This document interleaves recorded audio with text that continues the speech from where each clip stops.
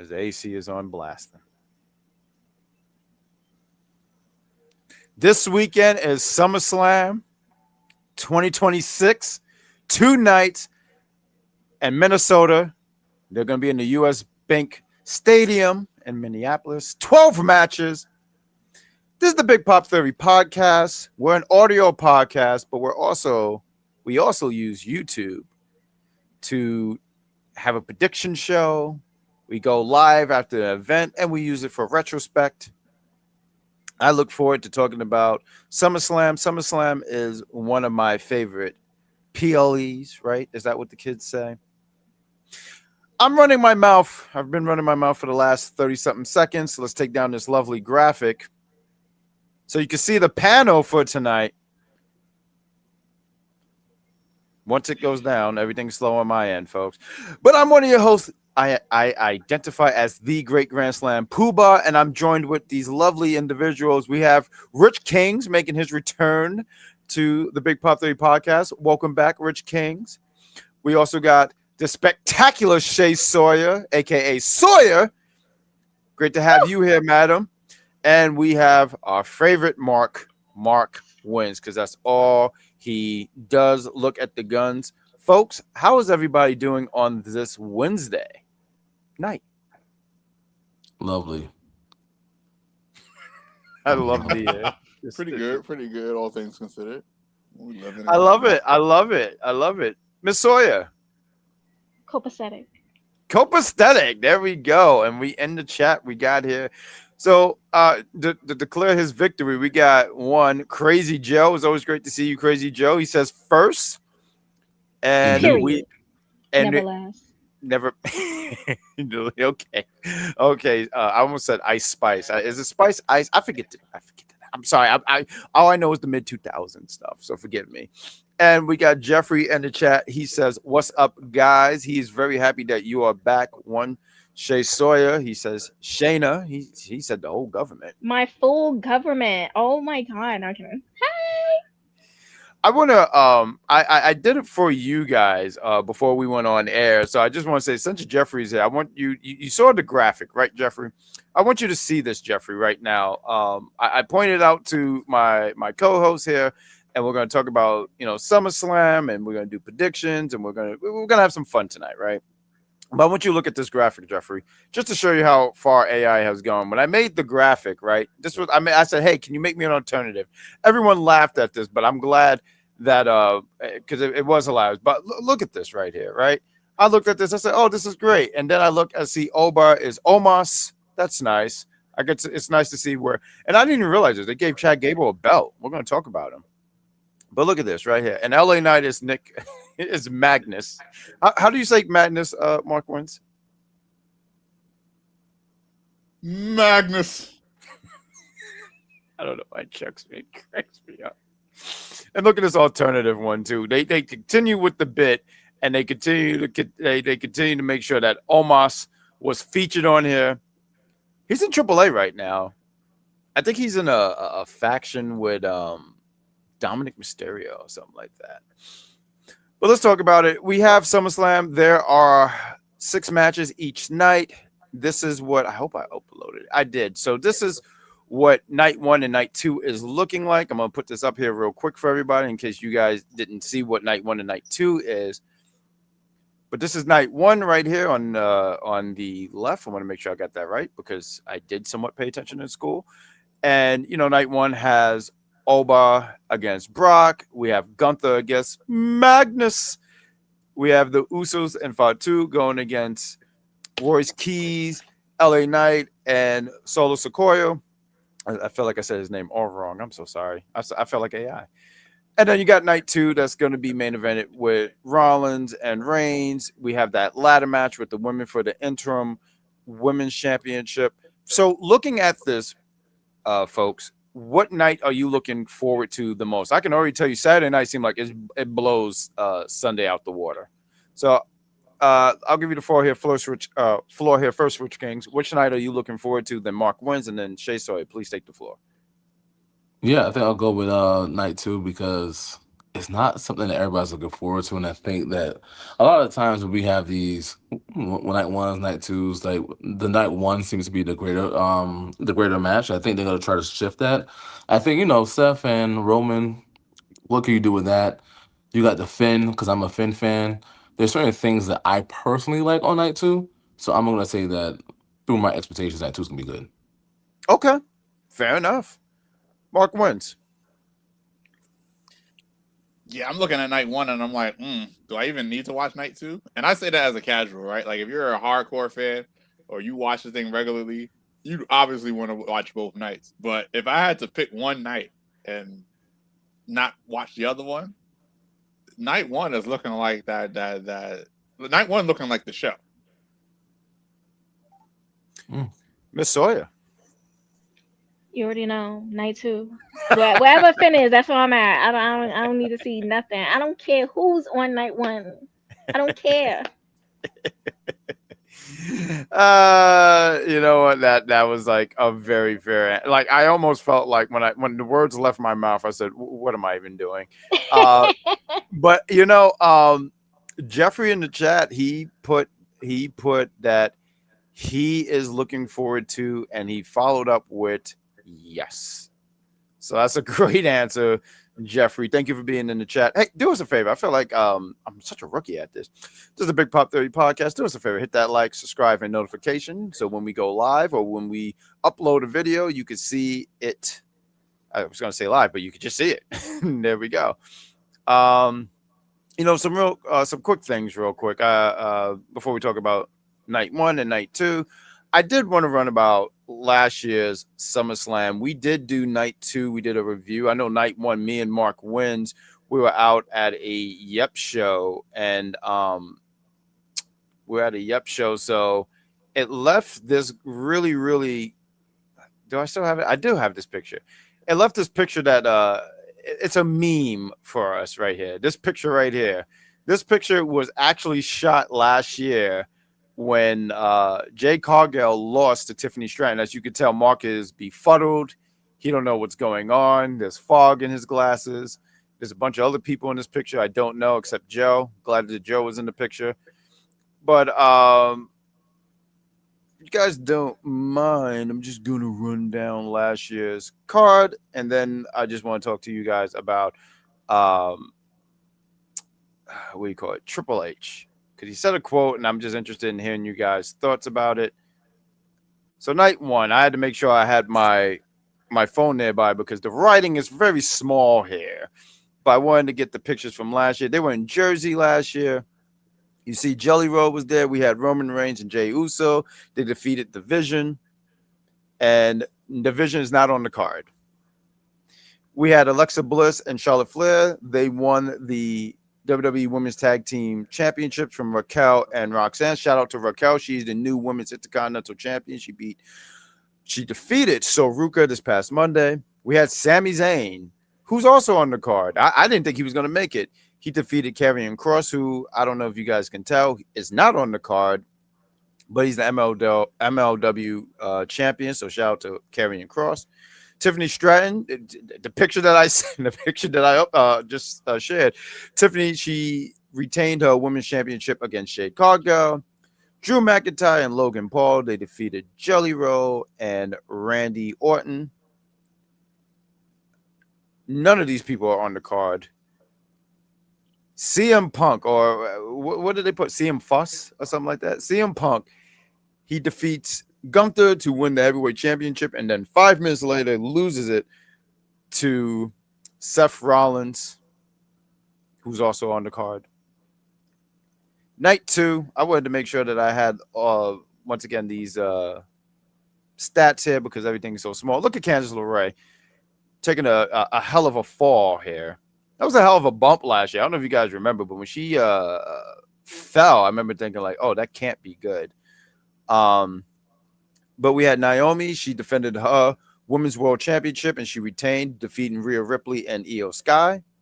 We had the Wyatt Six. They survived a TLC match. And it's crazy because, like, when I saw it, I was looking up the results, right? And I remember they won. And I remember the teams, but so slightly. And it's sad because WWE used to really, really have tag teams. Now that don't exist in WWE. I mean, if they do, they'll snuff it out. But the Y6, they retained their championship. They defeated Andrade and Rey Fenix, DIY, Johnny Gargano, and Tommaso Ciampa, Fraxium, Motor Machine Guns, who I almost feel like are definitely going to be going to AEW, and the Street Profits. I'm going to make sure I had all those names here. Becky Lynch, she defended her Women's Intercontinental Championship against Lyra Valkyria, and she retained. And we had, and I thought, a really, really good match. Cody Rhodes, John Cena, and Cody Rhodes defeated his hero, John Cena, and then John Cena proceeded to get beat up by Brock Lesnar one last time. And okay, cool. Let me remove this. So before we get into the show, I wanted to ask you guys your opinion on this quote. I saw this quote floating around on the internet, and I'm going to pass the floor to you first, Rich Kings and Shay Sawyer, and then Mark Wins on what you think. Now, there's a certain individual that does the show with us, and I feel like this would have ate up the entire episode of this show once I post this up. But Triple H, he said he said this. I saw this quote, and I was like, oh, I would love to hear your guys' thoughts about this. I'm going to show this picture right here. I just think it's a great picture. Shout out to the editing team here. But when asked about the John Cena retirement tour, he said, I see it as a whopping success on all levels. Rich Kings, do you have any thoughts about this? I mean, it depends how you look at it. Is he talking about success because of financial burdens, or is he talking about success for a wrestling fan? So as a wrestling fan, I mean, I can't wait to hear Mark's opinion of this. I already know where it's going to go. But as a wrestling fan, I wasn't a big John Cena fan. So the last time the tour was meh for me. But, because I think we wanted to see certain matches and stuff like that for nostalgia purposes. So it was very bland. But from a financial perspective, I think we had that last viewing of Saturday Night Main Event. I think they had the most views that they had at that period of time ever. Think about WrestleMania and the heel turn. I think that got a lot of clicks, a lot of views. And John Cena's John Cena, right? He's going to get those kind of views. So I think from that perspective, yes, it was a whopping success. From a wrestling fan and a narrative perspective, it was unsuccessful.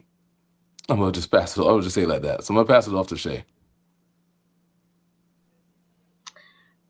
Okay, so if it's only one level and that was the financial, then sure, success. Every other level, no. Delusion. I don't know what he's talking about. That's it. Fair enough. You want to take the floor, him? So, as someone who enjoyed the heel turn and was annoyed when he turned face, particularly because he turned face and just proceeded to get smoked by everyone not named AJ Styles, although I'm pretty sure he got another win somewhere, right?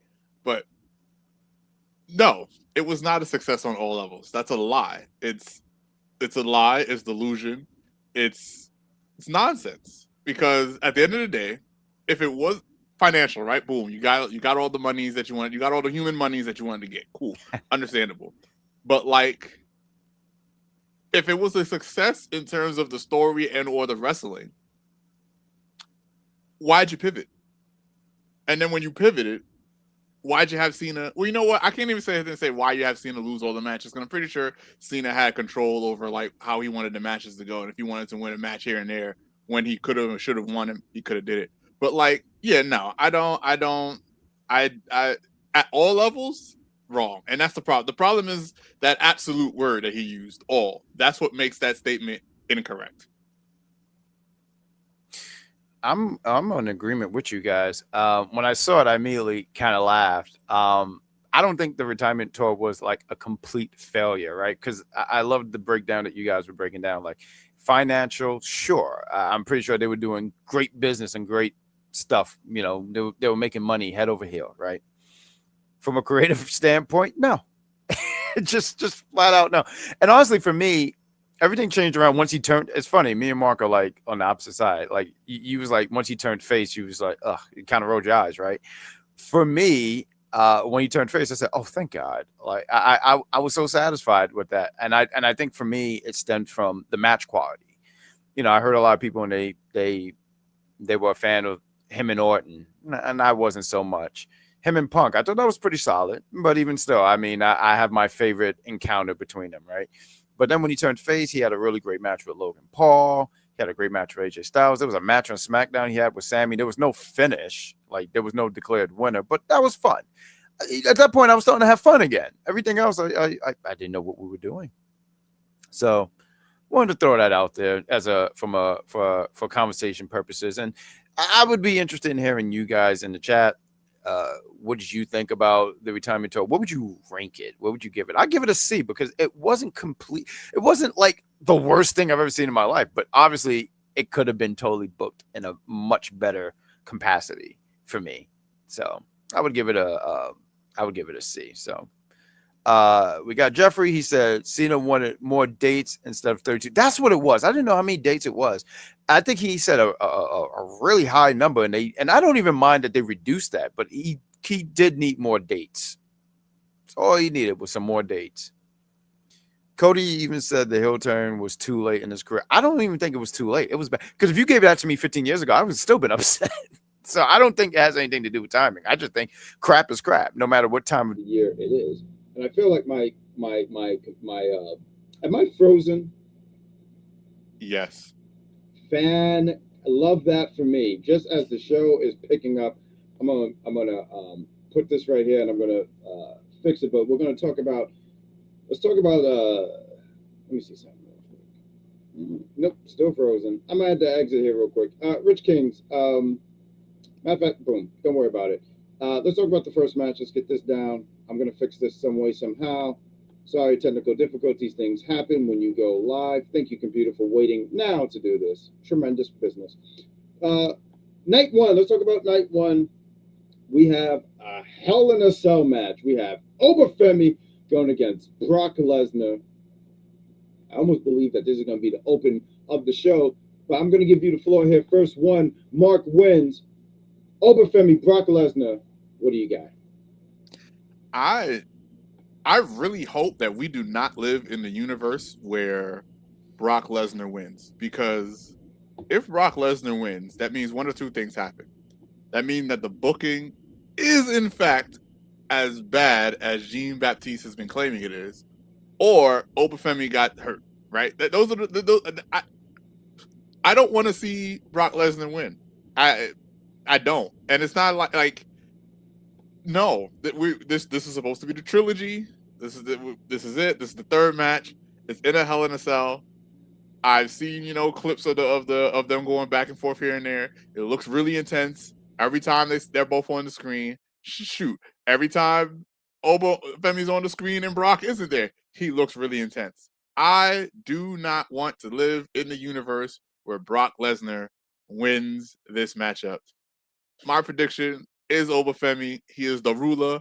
He's going to rule. He's going to destroy. He's going to conquer.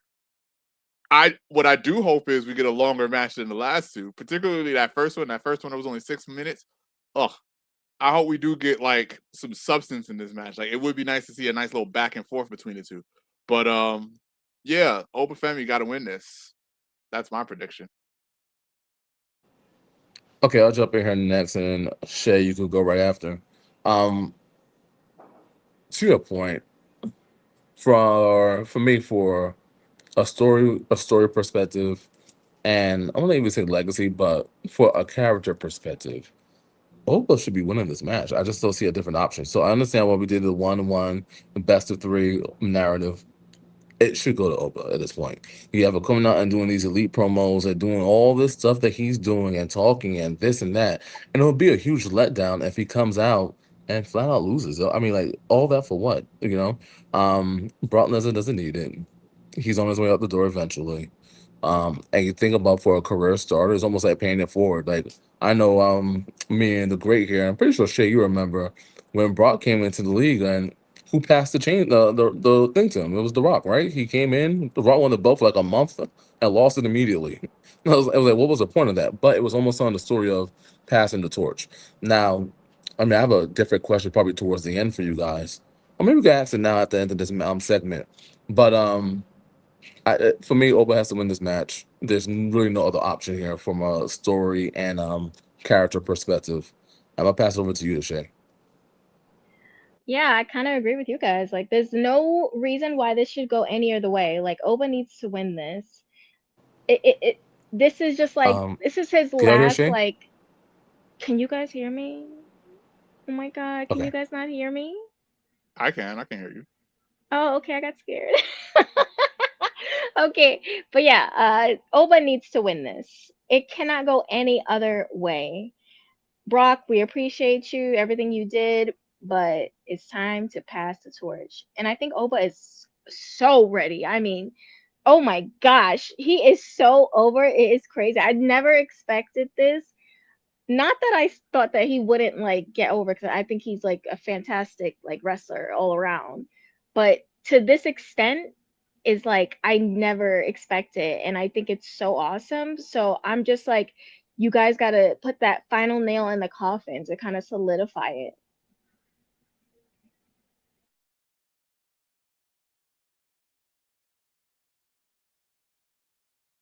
All right.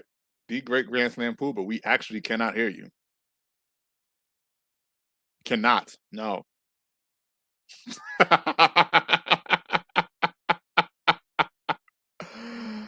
Oh man. Rich Kings. Did I miss something? All right, sorry, I had to leave and come back. Sorry, my apologies, guys. No, So what I you didn't missed miss Shay's much. whole point. I'm so sorry. Well, Shay just basically said, Oba has to win this. And we went to the Great Grand Slam Pooba, and his mic don't work. Oh, see, that's why he just left. We're playing tag. We're doing mic issues. All right, so I'm gonna ask this question real quick while the great comes back.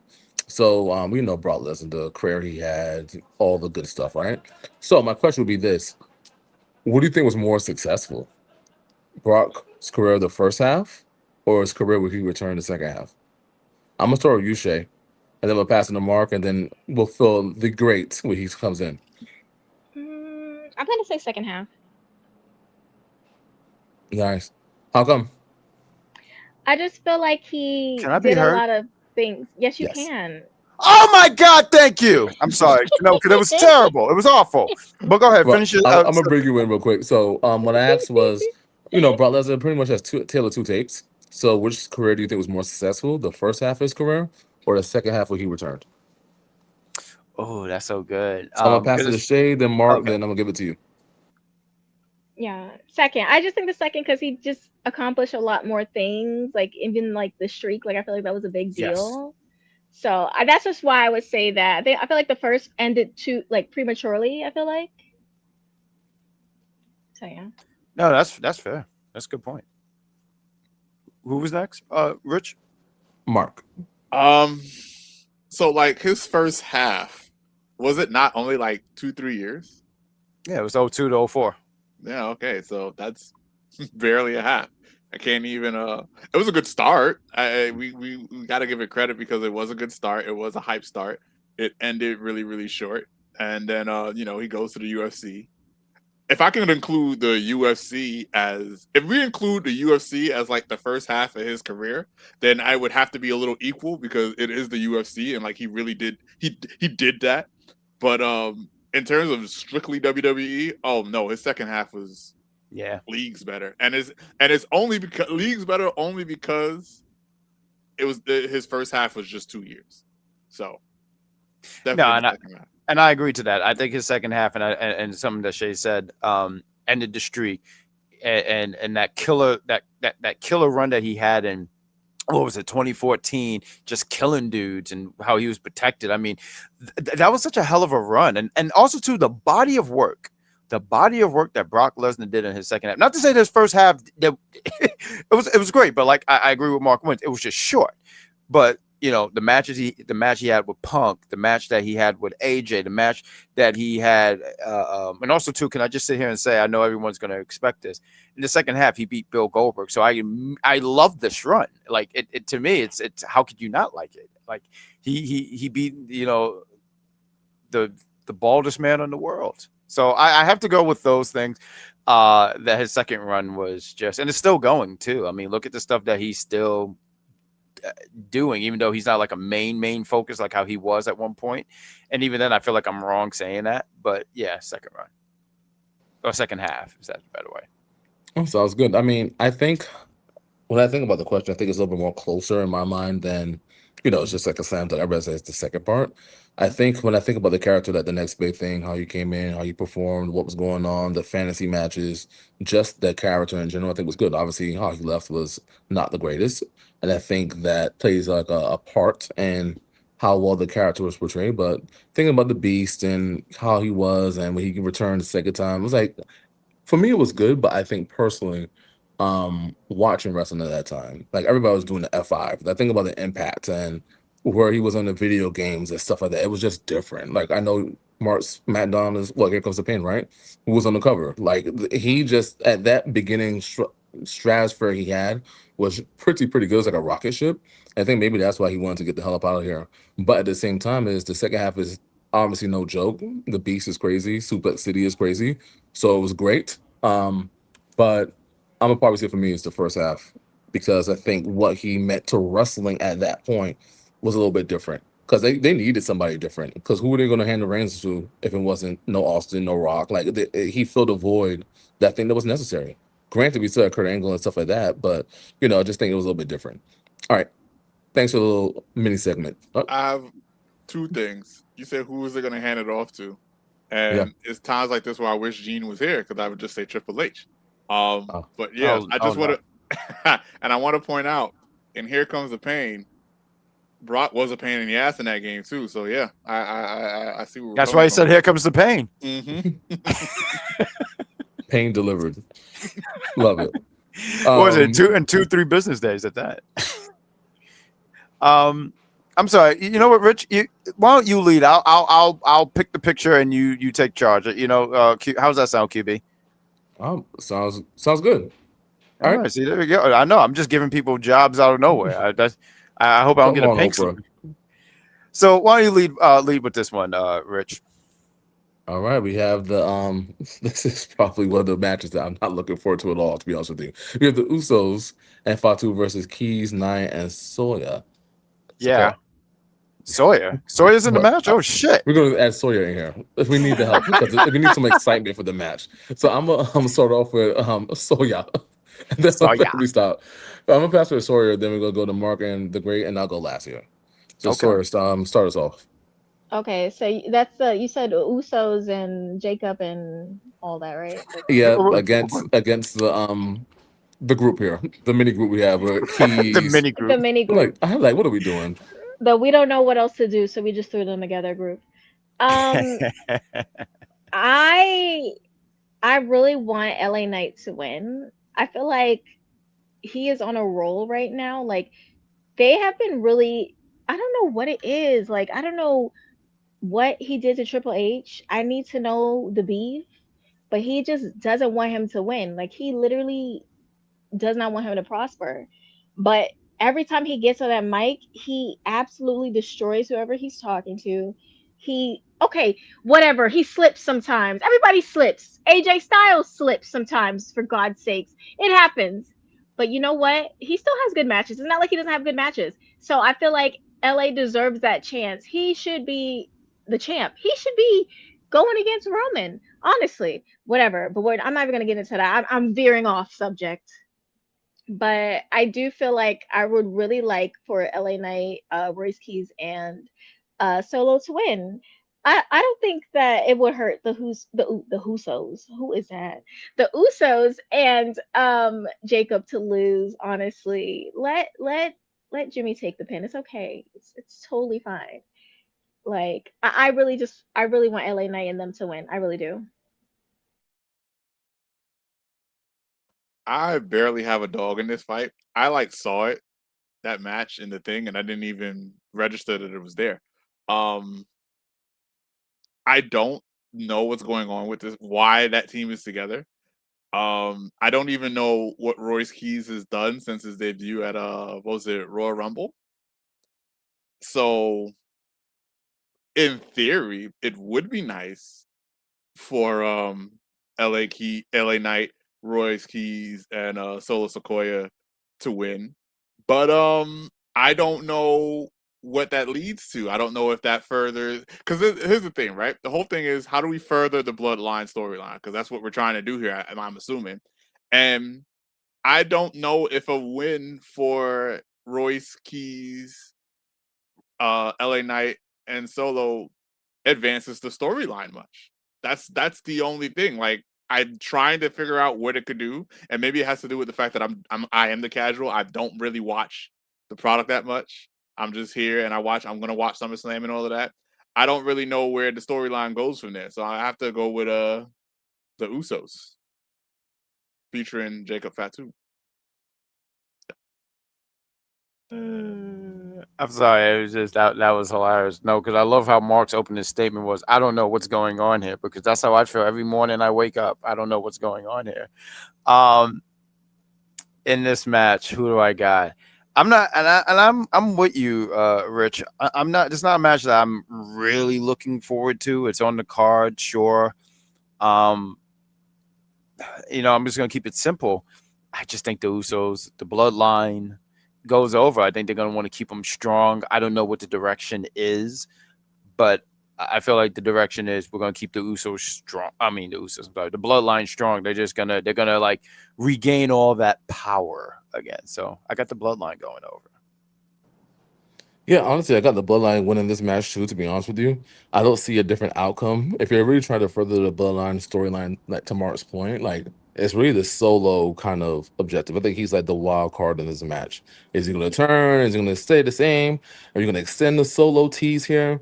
So I don't see any other possible reaction or way besides the Usos and the Bloodline winning. If you Yeah, go to, yeah, go on. it's funny that you mentioned that because I mean, like, does that do anything though if Solo joins? Because I just think that would just be a bad move. I know there's that connection, but I don't know, what does it do? Agreed. Are you in Miami? Like that, wherever you're at, it looks nice. Yeah, My it's man is nice. outside. The sky is nice. Yeah, I know, right? I stepped outside. I see a bullet. That's nice. I love that for you. Good for you. No.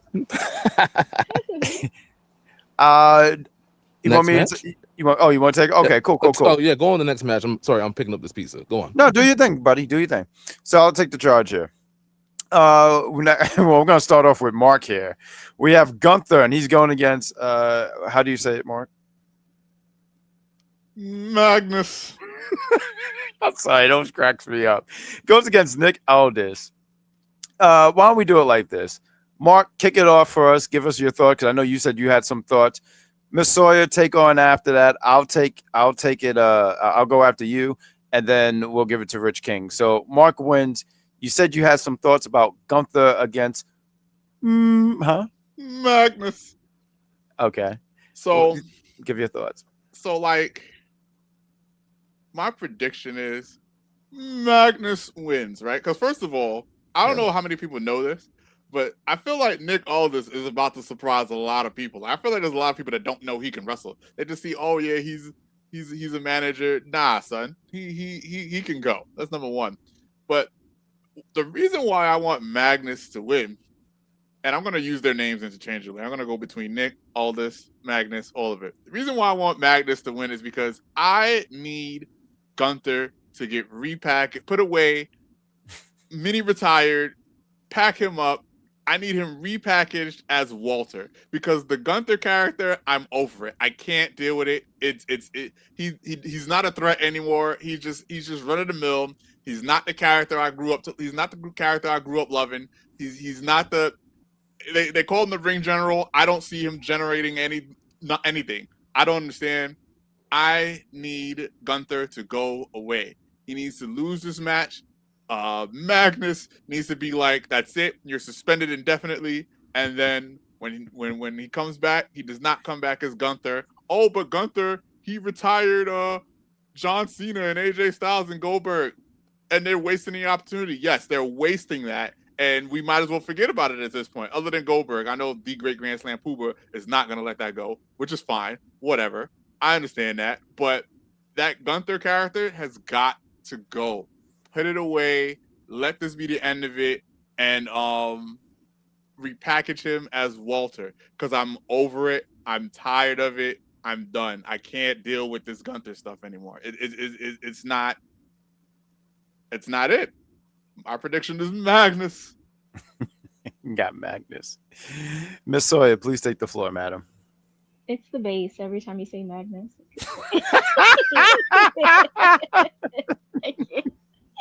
Well, I think obviously I feel like Gunther should win for sure. I don't think that Nick Aldis should win. I just because I feel like it just it wouldn't make sense. But I do think he should definitely get a lot of offense. As much offense as they allow Pat McAfee to get, he needs to get 70% more than that. And if they don't, I'm pressing charges. Genuinely. So yeah, Gunther better win, but they better let Nick cook. You better let him cook. I promise you, I really will crash out if they don't let him have time like how they did with Pat McAfee. I really will. No, I'm with you, Jeff. I'm with you, Jeffrey, because like it is so funny. No one noticed it, but she's changed her profile like 3 times at least, 3 to 4 times. And the other time, I remember I just chuckled because I said, "Isn't that Brock getting choked by Samoa Joe?" Okay, so I'm gonna take the floor and I'm gonna give it to you, all right, Kings? What was I gonna say? Yeah, no, Gunther got to beat Nick Aldis. Like he really do. I think that. And I'm with you, Mark. I'm with you. The way that Gunther has been booked after ending 3 legends career and not having, and honestly, what hurt, and it's funny because when he was hold up. You got to run that back. Oh yeah, you're right. He retired 2 legends and Bill Goldberg. You're right. I'm sorry. It's the air over here. It was too much. I had too much air going through my nostrils right now. You gotta forgive me. I suffered the most fatal paper cut ever. Even though my doctors told me you shouldn't do podcasting, but I'm getting through it. After this is a tremendous paper cut, by the way. Tremendous, by the way. I'm talking like scorched earth. But I digress. But yeah, Gunther, he he's the career killer, and I feel like they have not followed up. And I agree. I don't call him a jobber because I think it's ridiculous. But I do think that they have really dropped the ball with Gunther, and I do believe that Gunther can be recooked. Though I do think he can be reheated. You put him in. He's on the bed sleep. Right now, he's on the bed sleep. I'm going to spend time with him because I'm going to be gone for 3 days, and I'm going to miss my baby boy. And now I'm looking at him just sleep on the bed as his fur is on the bed.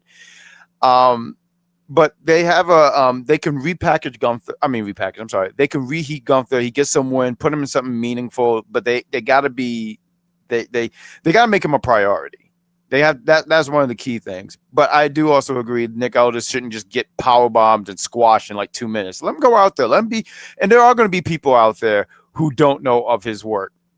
I was on YouTube yesterday, and I randomly came across there was like this NWA video with him. He was the NWA champ for I don't know how many days, but he held it for a long time. He was the face of that brand for a period. So I love this, and I know a lot of people are upset about this, but I not for nothing. There's a lot of negativity in the wrestling community. So I'm going to say something positive. And I say, I'm stoked for Nick Aldis to be having a match. I'm sure that this is the match. He's been wanting to have a match for years, and he wanted to go to WWE for years. And he's finally getting that. And you know what? Good on him. So I hope that he knocks it out the park. He kills it. And I hope that eventually they put him, like he can eventually transition and become a wrestler. Because I also look at Nick Aldis as someone who can be good in that mid-card division. And there's nothing wrong with that at all. At least to me, I don't think there's anything wrong with that. Rich Kings, please take the floor. Yeah. Listen, I'm not too familiar with his work. That is Magnus, his work. You said But it wrong. Magnus, or how Mark with the but what I would say Magnus. is, yes, thank you. Um, what I would say is that I'm actually excited to see what he can do in the ring, right? So I think we've had these kind of teasers before where people that like look at I think about Daniel Bryan, right? Like people saw him, but he was out, was in GM, came back, did his thing, right? So I'm not comparing it to that kind of hype, but for those that like to Mark Wynn's point, he's seen him wrestle. He knows his capabilities. So I think that this is something where the fans that know what he can do are getting a little treat, and I'm actually excited to see what he does. That being said, Gunther should absolutely win this match. I mean, it's absolutely insane. Like, if the shock level, if he loses this match, is if Brock Lesnar wins, I'll be the same level of shocked. Like, why? What are we doing? I know, like Shay said before, like who did someone like harass or beat up, or what is Triple H saying before? What is Triple H doing with Gunther? Like, what happened here? Like, this is just like a precipitous drop of a character that I've seen in such a long time. So Gunther absolutely should win the match. I think this might be a very underrated, might be one of the best matches of the night because Gunther is a ring general, right? We can't forget like his plethora of work he's given us as WWE fans or NXT fans for the last 5 years. So at the end of the day, I think this will be a great match. I think this is a safe match for Nick Aldis to come out or Magnus to come out and wrestle because Gunther knows what he's doing. He's not like a hack in the ring. So at the end of the day, I think this is something that they'll make each other look good and keep it moving. And can I just throw out here real quick? Because I know we said we would time each other for this kind of stuff, right? What a great first opponent for Nick Aldis to have. Because Gunther, like, look, his booking has been crap. I can admit that, right? But when he's in the ring, he delivers. I don't know too many bad Gunther matches. Just don't. All right, I'm excited to talk about this one. Mark, I'm Rich. I'm gonna give you the floor here next. Cause I mean not next. I'm gonna give you the floor after. Let me lead this one. I think you already know what match we're talking about. Mark wins. Did you get those? I sent you the lyrics. Did you get those lyrics? All right, no, not yet. I tried. I think I can get the first verse down. That's all I need. That's all I asked for. Now let me just take the charge here. Look at this right here. We have, did the picture come up? I'm sorry. Everything's so I got to fix this computer. We have Fatal Influence going against Team Total Divas. Nikki and Brie Bella and Paige going against Fatal Influence, JC Jane, Lainey Reed, and Fallon Henley. Also, they are the women's tag team champions, so they can be on any shows they want, even though that doesn't even matter because, I mean, sometimes I'd be watching the product, and next thing I know, like, wait, aren't you a Raw star? Why are you on this show? So it doesn't matter. Look at the Bloodline. They're on every show. Who cares? Oh, as long as the door's open, they're there. Now, Mark wins. Let me make sure I got everything. I do. Why don't you read these lyrics? I am ready whenever you are ready, sir. We're going to do this. All right. Like a thief in the night. No, we won't let you in. Cause we hold all the light and we'll blind you with it. Bet I know the front lines. You can't say the same. So stay where you're meant to take and we'll take over this game. I wanted to do this because I had the bell. There is literally a bell in there, and I said, and that's one of the reasons why I was inspired by this. Good stuff, Mark. This is why we have a band. We're called the Two Street Boys. I don't know. That's the best I had. Fallon Henley's cowbell? You mind your business, Sawyer. This is Five Below. I feel like Fallon, because I'm the fourth member. I don't think she would just lend it, but I know what you guys are asking me. And you said, I know you're saying, Jack, who do you got for winning this? Give me a second. To JC motherfucking James. Absolutely. Let me tell you what's going to happen in this match. You know, JC James should have been in that ladder match.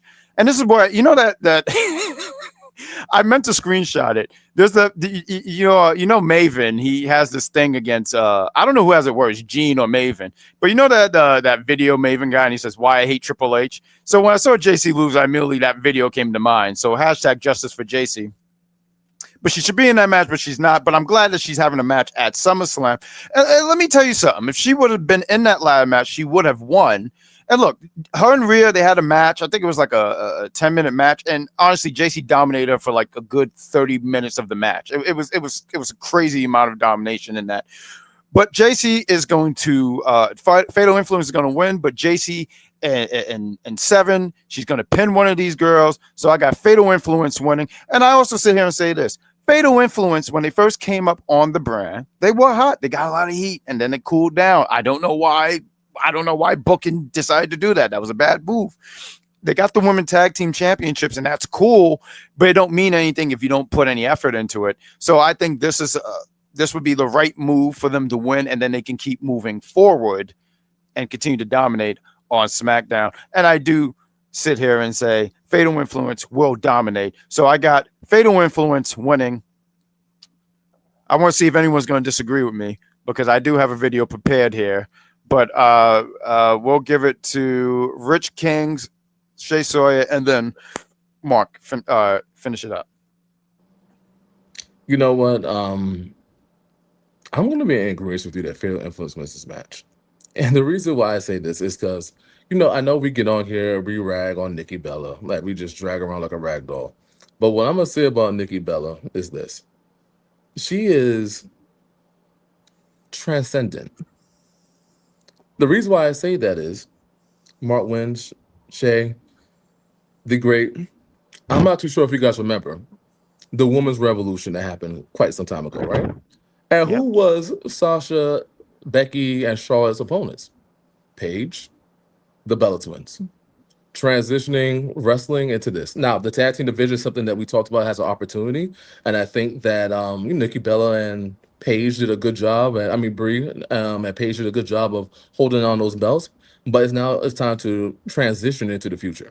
And they're transitioning the same way they did quite some years ago with the women's revolution with Charlotte, Becky, and Sasha into making this tag team division a little bit better. So why not use those same 3 people to transform the women's tag team division? So I think Fatal Influence wins. I think it'll be a solid match. And the Transcenders, I want to say thank you. But we don't need to see you again. After we, like the same way how the others just swept the floor of them and kept it moving, we need to vacuum the floor with them and keep it moving. So, Shay, I'm going to just pass it back on to you next. Okay. So I think this can go 2 ways. It's either Nikki, because I don't foresee them trying to have Nikki lose her returning match. But I do think that there's just something in me that's saying that the Bellas are going to turn on Paige, and that would then cause the Fatal Influence to get the victory. I don't know. I'm feeling like this is one of the 2 of the options. So it's either they're not going to have Nikki lose her return match, or it's going to be one of the 2. One of the 2. Like, that's where I'm at. Okay. Mr. Wins? I mean, Nikki doesn't have to eat the pin. She could just be, off to the side, getting beat up somewhere as, Fatal Influence wins the match. I first of all, right. So there's a dark review that I don't think is, if I could pull the curtain back, not going to see the light of day. But when I was watching the show that we dark reviewed, you could say SummerSlam 2016. Okay, because I kind of forgot which year it was. That's why I was just like, but it was Nikki Bella that pulled up and her grand return, and I'm like, yo, I'm tired of these. Everything I've been every wrestling show that I've watched for the past couple of months, it feels like they're returning, and I don't understand. I don't understand it. I don't understand this flow of time. I'm done with it. Get rid of them. Fatal Influence. I'm on the JC train. And to anyone that was doubting the JC train, please stop. Like, we get it. Oh, they cooled them off. Whatever. It's SummerSlam. It's time to heat back up. They Ooh, fatal influence. And I feel like no. You know what? I don't need to feel like I'm asking people that know. They're like the only real stable amongst the women right now, right? Like, well, you got the Judgment Day too. oh yeah, right. Okay. Mm. So between those two, and that would be a fire clash in and of itself. To have fatal influence, fatal fury, to have fatal influence, you know, end the Judgment Day. Yeah, I said it. End the Judgment Day. And the Judgment Day. Yes. So Mark Wyn's face is that Nikki Bella profile that Shay has up there. Every time he You sees saw a that, return, right? minus the lipstick, that's the face. Really? No, you know what's funny too? Like anytime we've done a show, matter of fact, when we did the 2016 SummerSlam and we reviewed, and Nikki Bella came out immediately because I know Mark's not the biggest fan of Nikki Bella. So even here, when I'm like, oh look, and by the way, is the Bella twins and Paige, and I could just imagine the joy and glee in Mark's spirit. But that is the other thing, and I'm glad that Shay mentioned that about potential. And this one's for you, Shay. Jeffrey is saying this, saying stop playing because you have like I saw it. I saw it to change. Like it's funny we see in real time when it changed. It's actually pretty funny. But I'm glad that she mentioned that about the heel turn. So I'm gonna ask you, gentlemen, that do you see a heel turn? And it don't even have to necessarily be the Bella's turning. It could be Paige turning. Like, do you see a heel turn in this match? Oh, anybody can open. I'm sorry, that was just an open question. So I anybody hope can. not, because I just want to see Fatal Influence destroy the Bella twins and Paige. I don't know what to tell you. I don't want to see. I'm not like casual, right? But I still want to see Fatal Influence like become a thing. Like I didn't just put out, oh yeah, they might destroy the Judgment Day because it was funny. Like I would love to see Fatal Influence destroy the Judgment Day. I would love that because like when they came out the first time on SmackDown, they had Wild Heat. I didn't even know SmackDown hated them like that. Perfect. Let's keep that going. But they messed it up. Sorry, I'm rambling. No, I do not want to see a heel turn. I want to see Fatal Influence be the heels that they need to be. What do you got, Rich? And then you could take over the mantle of leading. Oh yeah, I'm aligned with Mark here. Like I just don't want to see it. I don't see. And there's nothing against because I'm not. They don't satisfy me as a wrestling fan. It's more of like, I don't know. I feel like Fatal Influence just needs to win. Even though there's a heel turn, I don't want that to be the story. I'll say that much. Like, I think if Fatal Influence wins, they win because they're triumphant and they're good at their job. They keep it moving. I don't want to see someone get screwed with a punch or getting pulled out the ring, and that becomes a story for the next month, and then they get no time to even defend the belts, right? Because we're kind of famous for doing that lately. So I do want to say that I just think that a Fatal Influence win. I don't want to see a heel turn because I think that'll be another story that I don't want to see. All right, fair enough. Let's move on to the next match. Take the charge, Rich. Yes, Liv, the new Liv, the best women's champion of all time with no defenses, amazing, versus Io.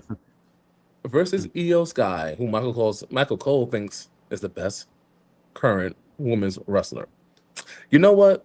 I think I want to hear Shay's point of view first. Then I'm gonna give it to the great. I'll go. Then Mark wins. You round us out. Shay, what do you think about this match? I mean, I think it'll be a good match because they've already proven that they have good chemistry. My thing is, I do not want Liv to win. I can't lie to you. This reign has been kind of like it's been a little like dead, and I know that's probably because injuries and stuff have kind of like made things have to kind of be put in the back burner. But I'm just like I'm over this reign.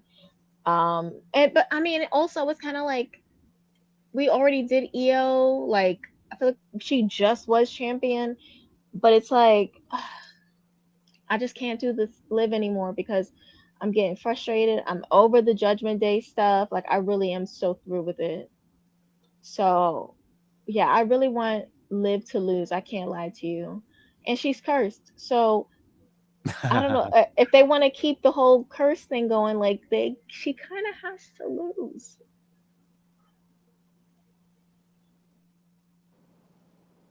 I'll jump in here, Nessa. The great you go then, like I said, Mark when rounds it out. Like shit, you just took my point exactly. My whole thing is that she's cursed, and when you think about what's going on with the Dan Housing, I think this is probably the most protected thing they have at WWE right now. When you think about what was going on with the Knicks and sports, and it's on ESPN. I know, they have this merger with ESPN, so it kind of makes sense. You want to protect it, right? It's like the streak. You want to protect the streak, and when he does that, you are cursed thing. People just go crazy. Now, should Liv Morgan be the one to break the curse? I think not. I think not. Lose as you should, because you are cursed, and we'll keep it moving. So, and then to your point with this title reign or lack of a reign, because she really hasn't done anything with this belt or like what's going on. I think it was just a failed experiment, and I don't know. I know people there's injuries, but turn someone heel, do something different, get someone else up there. Like what? Like come on, like what are we doing that we couldn't have any matches with this belt? So I almost like if I was a casual and I saw WrestleMania, I'm like, wow, she has a belt still. What has she done? Still nothing. I'll kind of get turned off, like to Shay's point. So it's more like I don't think her having a belt has had any kind of aura, as you know, I like to say aura. She hasn't carried anything that new music is dreadful for me, and I think that it just doesn't it doesn't the orange is not squeezing any juice right now. All right, so great. What do you think? I think that Io should take the championship, but even if she does it, that's not going to be the answer to this division. I don't even blame Liv for her being champion for 100 days and no title defense. That's a crime on the booking, and I just hope that even if they do change titles, and I mean the title change hands and it goes to Io, that they have some kind of direction, and that's probably one of the biggest problems with this company is that they have so much talent. There's so much that can be done. There's things that can be. You can even experiment a little bit because you never know. Something might hit and you don't even know it. But they did nothing, and I blame them for that. That's on them. But I got Io going over. I got Io winning. I actually forgot that Liv was cursed, and it's funny to me because this whole curse thing has been hilarious. I just learned, I forgot how long ago, there was some kind of team in soccer they were playing, and Danhausen cursed them, and they lost. So protect the curse. Absolutely. As I fix my camera, go ahead, Mark Wins. I'm sorry about that. So, Liv beat Valkyr for the belt, right? Yes. Right. So you beat Stephanie Valkyr, and apparently you did nothing with the belt. That's kind of crazy. And that, I didn't even know that Liv was cursed. I agree with Rich Kings. She cannot be the one to beat the curse because the curse is at this point the curse is all powerful. Because yes, the Knicks was cursed. They lost games, and then they got uncursed. And the only game that they lost since they were uncursed was because Trump was there. The Great Grand Slam Pooba hit me up. It was like, oh yeah, Trump came in with the shoot curse. So, so like his evil power is too strong. Right. So like unless Trump comes in and curses Io himself, I don't see how we beat the curse. Because yeah, right. Even Argentina lost. They were on a roll. A lot of people, if I remember correctly, I don't remember the odds. So if you know the odds, and please don't come for my neck about this, but I feel like a lot of people were thinking that Argentina was going to win, and then Danhausen casually cursed Argentina at some con, and that was that. So yeah, we can't. You got to protect the curse, unfortunately. Sorry, Liv. That kind of power. You know what? If I could just say this real quick, I'm sorry, I don't want to take up anyone's time. Marvel really dropped the ball not putting him in the can you imagine? He just cursed Doom. Like Dr. Doom said, "You're Doom," and he says, "No, I think you're Doom. You are cursed." And then he just turned into Human Monies or something like that. I don't know. Whatever. I just think they missed the ball. But I'm sorry, Rich. I mean taking your time, sir. No. I already went. It's all good. We can move on to the next one, but protected. Where's the next match we have going on here? I got you. Can you guys still hear me? Yes. Okay. Apologies. I don't know what's going on my end. I sincerely apologize. What we have here is the main event. So please, Rich, take the floor as I try to fix this damn camera. Yeah, I mean, I'm really trying to see how excited you guys are for this match. I'd love to know, obviously, hear what your opinions are of this match. But what is your level of excitement on a scale of 1 to 5 of this match? So, Mark Wins, I want to hear you go first because I know you love Cody. You know, and you're the biggest Cody fan I know. So I want to hear you first. Then I'll give it a shade. Then I'll go, and the Great will round us out. Will do, sir. I have absolutely, positively 0 on a scale of 1 to 5. 0. I am not excited for this match. I don't care for it. I time to go on a rant. So, like, boom, Cody has the belt. Cody has the belt, and he loses it mad randomly to Sami Zayn, and it's like, oh, cool, nice little shakeup. And then Sami Zayn loses it to CM Punk on Raw. This was also weird to me. I think I went to the group chat and asked, yo, what's going on here? And then I was like, wait, isn't CM Punk on Raw? And then y'all all telling me, oh no, he's just going to be on SmackDown. So right there, I'm looking at this and I'm like, wow, that is the group. That is a big waste of an opportunity of a storyline, because you could have done something where like,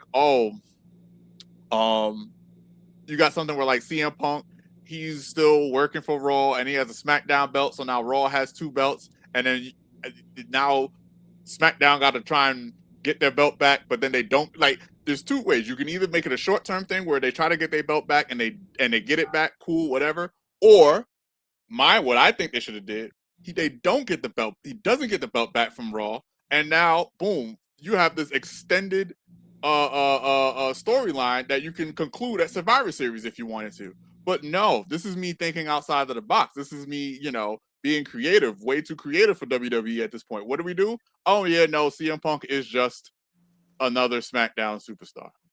All right, cool, whatever. He's a SmackDown superstar. So now at Saturday Night Main Event, they have this tag match where Sami Zayn and Gunther are they're mad and they want to join the title shot so they can be a 4-way instead of a 2-way. Yes, that sounds like a great idea. I'm watching this thing and I'm like, I'm hoping that Sami Zayn and Gunther win this. I would love to see a 4-way because it would be something different. I don't remember the last time I seen a 4-way for a title. Maybe it happened really recently and I'm just blanking on it. Maybe it has been a year or 2. I don't know. So this sounds incredible to me. Yes, please, let's do this. And what do? They have Magnus interfere in the match, and now it's CM Punk and Cody Rhodes, right? And then the way they manufacture this annoying accident where he flips the belt in his face and Cody Rhodes is upset. What are we talking about? How is that? Huh? So him accidentally, hitting you in the rope, hitting you when you're on the ropes. We can let that one. That's bygones be bygones. It's wrestling. But this little belt flip because you're too far. Because first of all, as a man, why are you that close to him behind him anyway? Like, what are you doing, Cody? Cut that out. And I'm not insinuating anything. I'm just saying, why are you that close? But whatever. Then you get hit with the belt, and now you're upset. And then the thing doesn't even start in wrestling. It starts at some show. I think it was Fan Fest or whatever. Fanatic. Yeah, like I don't care. And you know what really bothers me about this? I feel if I had a nickel for every time Cody Rhodes lost the belt to someone and then had that someone lose the belt so that he can have a higher profile match at a PLE this year, I'd have 2 nickels, which isn't much, but it's strange that it happened twice. Almost as if the WWE knows that Cody Rhodes is better at chasing the title than having it. Then stop giving him the fucking title. I don't care. Look, I got a quarter. That's tails. This is heads. I'm gonna flip the coin, and heads, the champion retains. Tails, they lose it. I don't give a fuck. It's heads. CM Punk wins. Okay. Who's next? Shay.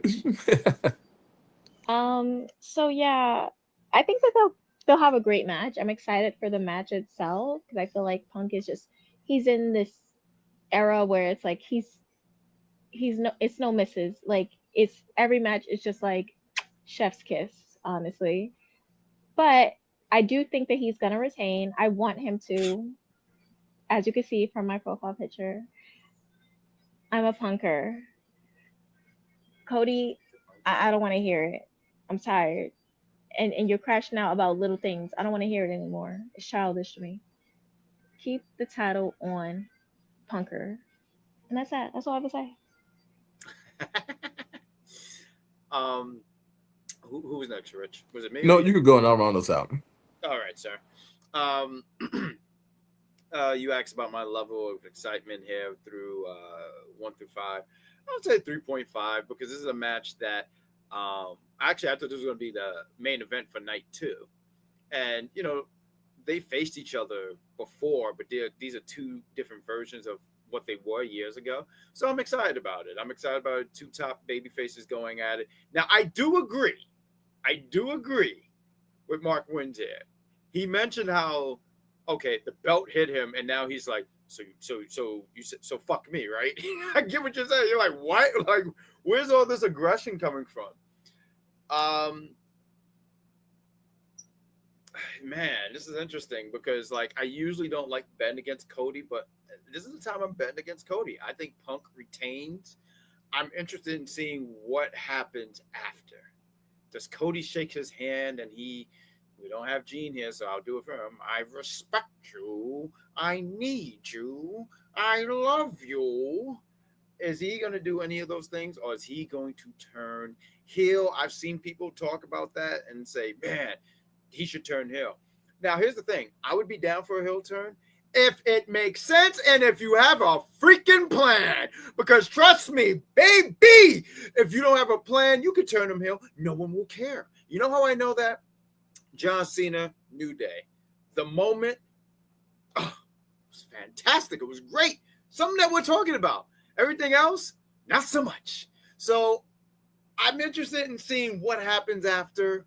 I don't know what we're going to do here, but I got CM Punk retaining. And I do think that Cody can step away for the championship. Here's the thing. Cody's he's a solid wrestler. There's nothing wrong with him. It's just that they keep putting him in these situations where it drives the fans crazy and it makes them go like, oh, I'm tired of him. He needs, and not necessarily like he needs to change his character, right? He just needs a little bit of edge. He needs a little bit of layer.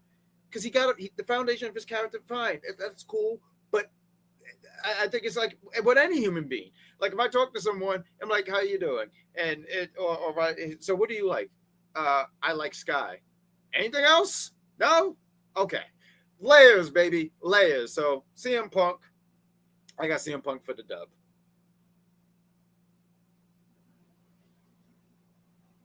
Sorry, coming off mute was a struggle just now. Listen, excitement level for this match is a 2. How the match happens and what the result is, well, I would like to see. So, you know, it's a major event, and it's my annual time to throw in one of my favorite wrestlers of all time, The Rock. I'd love to see a Rock return. That's what will make this match interesting and people to talk about. You said with the heel turn, throw in probably the biggest superstar you have available, right? And you never know, that could piss Roman off, or you're trying to have Roman versus The Rock at Saudi next year for WrestleMania, whatever. But I think that at the end of the day, the only way I can see Cody actually winning this freaking match is if, you know, he gets some kind of interference from The Rock, but they're like, to everybody's point, like CM Punk should be winning this match, right? I'm not saying Randy Orton returns, screws him over. Maybe that could be what's next for Cody and Randy later on. I don't know. But I don't feel that coming into this match was very little storytelling. To you guys face a flick of the belt, pisses everybody off, and then we're just like, this is a storyline. Great job. But at the end of the day, I do think that the only way Cody wins is if he gets some superior help. Because, you know, CM Punk is CM Punk. He's over. He's a guy. But if you take that belt off of CM Punk, you got to be prepared to what's coming next. And Cody Rhodes beating CM Punk and then walking around with the championship, to your point, the great. with no plan, it's going to be chaotic. Like, because who do you put in front of Cody Rhodes as a face now? Right. What do you do now? Like, where are we going? And I know I think Mark was like, there's no direction with the previous segment. Then that'll be a fatal four-way stop. Like where you're driving and there's four people at the corner and everybody doesn't know who goes first because they don't pay attention to the rules. That's exactly what's going to happen next. It's a standstill. Like, it's going to be complete stupidity. So for me, I think the only way you have Cody win is if he has a great storyline with a great heel, or he loses and maybe you have like a Randy storyline or you have somebody else. Like, it just does not work with him being the face at keeping that belt. We got we're gonna go to night 2 here. He says, talking about Jeffrey, he says, you know what's crazy? There's no heels in this match. No. No, it's not. You're talking about your two top babyface. This kind of, I don't, because I'm always trying. I'm kind of cautious when I'm comparing because there's always that one fan, but like, no, it's not the same. Shut the fuck up. You're dumb. But it's almost like what Hogan and Ultimate Warrior in the '90s. They were the two top baby faces. They had that match at WrestleMania. And I'm pretty sure there's other examples of babyface against babyface, like stuff like that I'm not thinking of on top of my head. But I do think the match quality is going to be good, though. That was going to be good, and I'm just interested in what the follow up is going to be. So let's get into night 2. That was night 1. Hey, listen, this is the Big Pop Theory podcast. We're an audio podcast, but we're also YouTube. Hey, do us a favor, hit that like, subscribe, and notifications. I was getting cold out my eye. Let's get into night 2. I know it's been long, and I want to thank my panel for being here with me. We got 6 more matches, folks. And I kid you not, this is still not longer than anything AEW ever done on their pay-per-views because boy, oh boy. And Shay will tell you, I think one time Shay texted me and it was, she said, yeah, I went to sleep at 1:30 at night. I said, oh, that's something. Let's get into night 2. You want to take the charge here, Rich? Because you've been doing such a fantastic job. Shout out to you. Take the charge, buddy. Yeah, we got Penta here versus Chad Gable. You know what? I'm very interested to hear what you got to say first here, the great. I'll go second. Mark, and then Shay, you round us out. All right. So I'm just going to start off with this. Chad Gable's wins. It's not that hard. It's not. This shouldn't be any kind of like challenge or anything like that.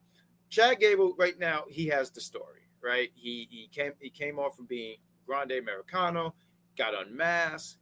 Honestly, if I'm being honest, he should have won the championship 2 freaking years ago. But whatever. They decided not to do that, and they went through a whole nother direction with him.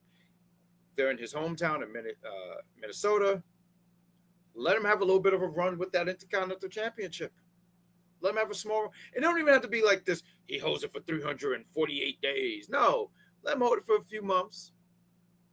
I have already thought about who he could drop it to. Ethan Page, who's been in the Intercontinental picture. I could see Chad dropping it to Ethan. But in this conversation right here, Chad Gable beats Penta, which is interesting too because you know who Penta's first opponent was? Chad Gable. And now we're running it back here at SummerSlam. Chad Gable, Intercontinental Champion. I 100% agree with you. There almost is no direction. Like, we're not even having a discussion. We're having a match. Chad Gable wins. Everybody should be aligned to that.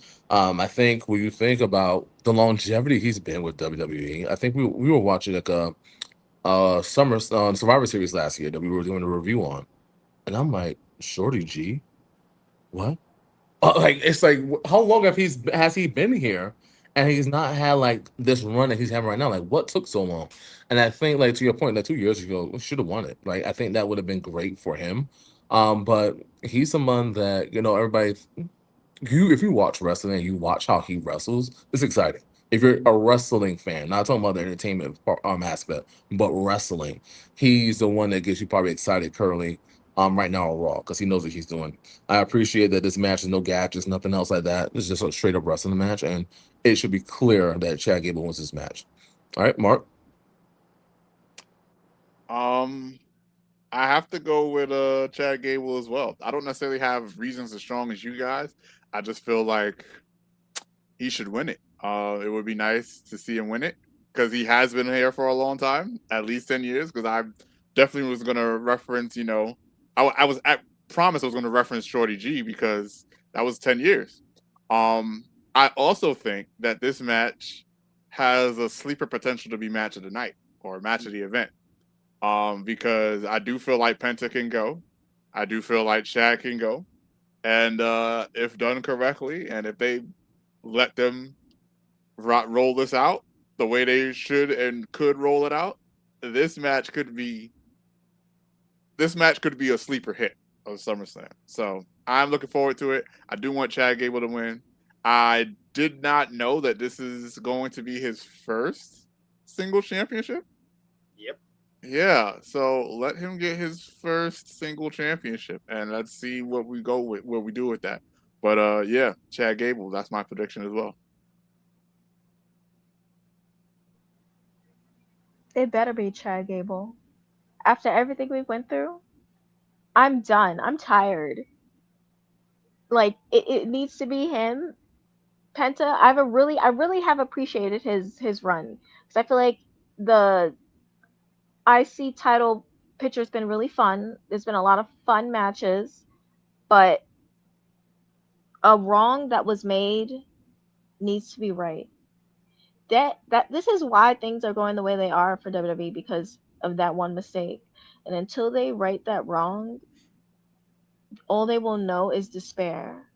So they need to make sure that's corrected and we move on from there. And I do agree, this could definitely be like one of the best matches of the weekend for sure.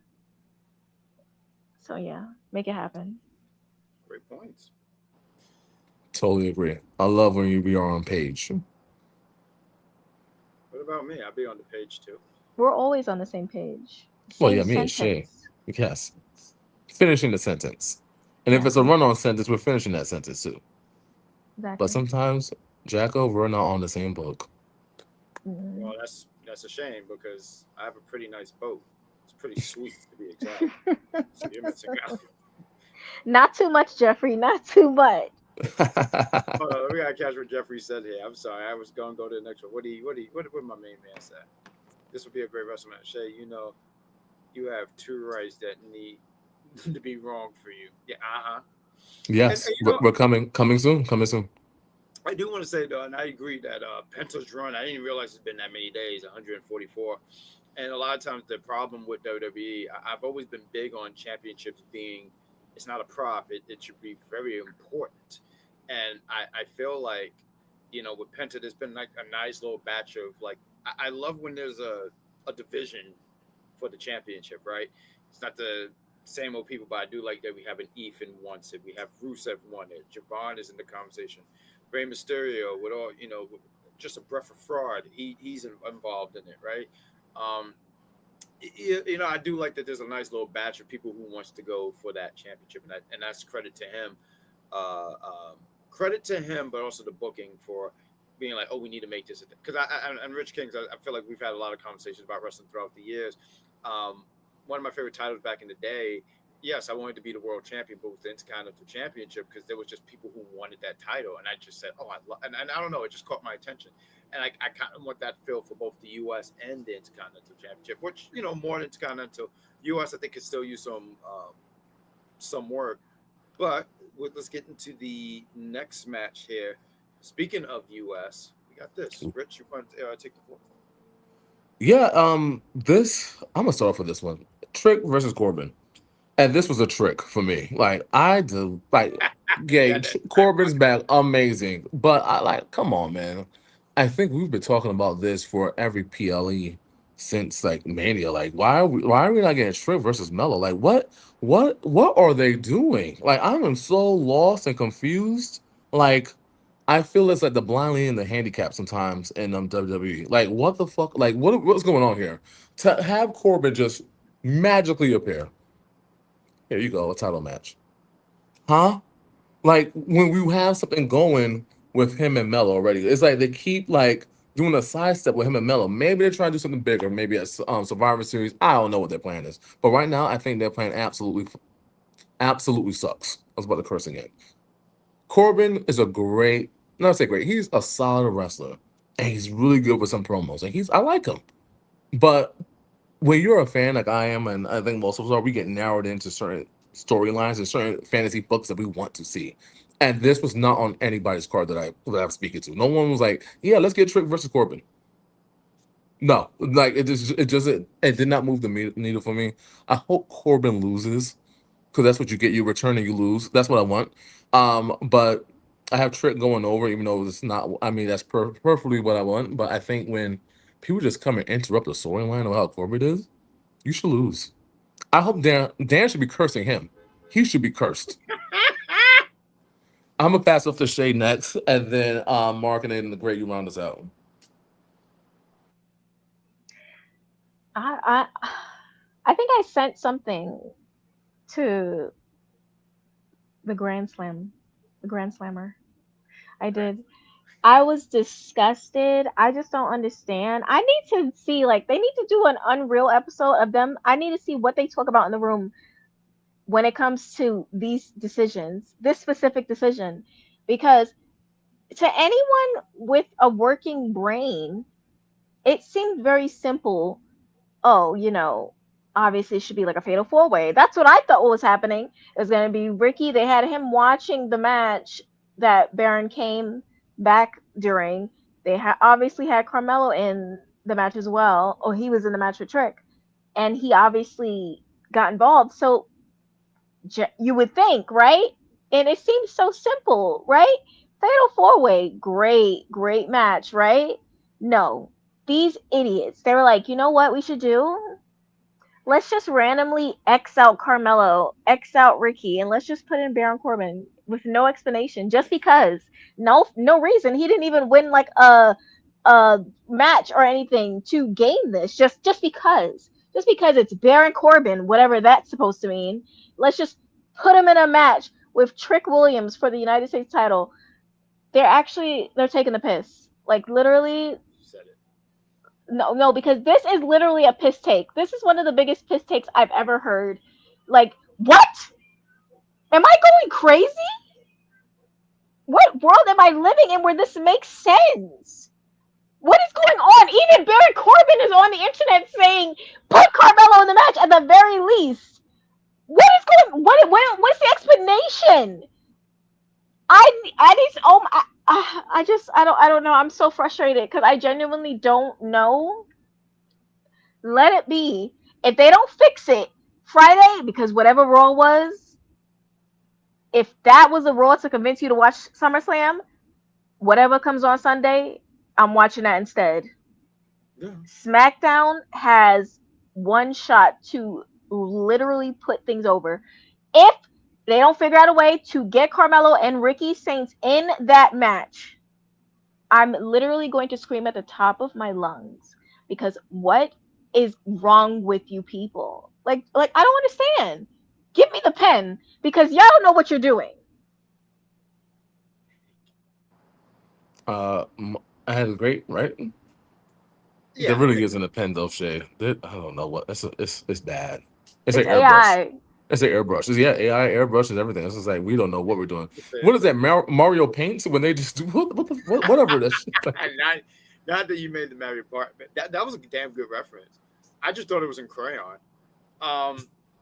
I just wanted to run by as Shay said this, and she mentioned Mello is not in here. Can I just throw out some names that, like, where are they? On this card, we don't even have the World Tag Team Champions on there. We don't have Carmelo Hayes. We don't have Jordan Grace. From what I heard, she's cleared, right? I'm assuming she's cleared. I heard she was at what's it called, Superstars or something like that. You have no Julia. Well, Julia has opportunity to be in the 5-way for the ladder match, but I just don't think that's going to be a thing. Tiffany Stratton's not even defending the championship. Ricky Saints is not on the card. Javon, Ethan Rusev. And I'm pretty sure there's some other names that you might throw out and be like, hey, you might say there's some other names that is missing, and that could be on here. So to get to this, I do agree that Mello should be in this match. we're doing this on a Wednesday, so hopefully Friday they switch it. I just don't think they're going to do it, and I don't even know what did Melo do. This is the second time that this has happened where we had WrestleMania. We were 2-3 weeks out, and Melo, we couldn't put him on the card, and people were upset then. But you say, you know what, Melo's like, I'm gonna be a good sport. I'm gonna, you know what, I can't make Mania, but this next year I'm gonna show them that I'm gonna show them that I'm a player.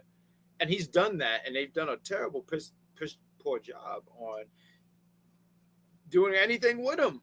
There was some Trick said, and I don't mean to go into a rant here, but there was some Trick said some time ago, and he said, "You've been up here for 2 years, and you've done nothing." And I'm like, damn, that was a shoot. Like, I felt that. In this match, I got Trick retaining. Part of me think Baron is going to win. A small part of me do. But my pick, Trick Williams, that smelled pretty damn good. Can I have some? But I got Trick Williams going over. Rich King's take over. Yeah, I think you should take over. Where's Mark? Oh, sorry, Mark. No worries. As far as my pick for this match,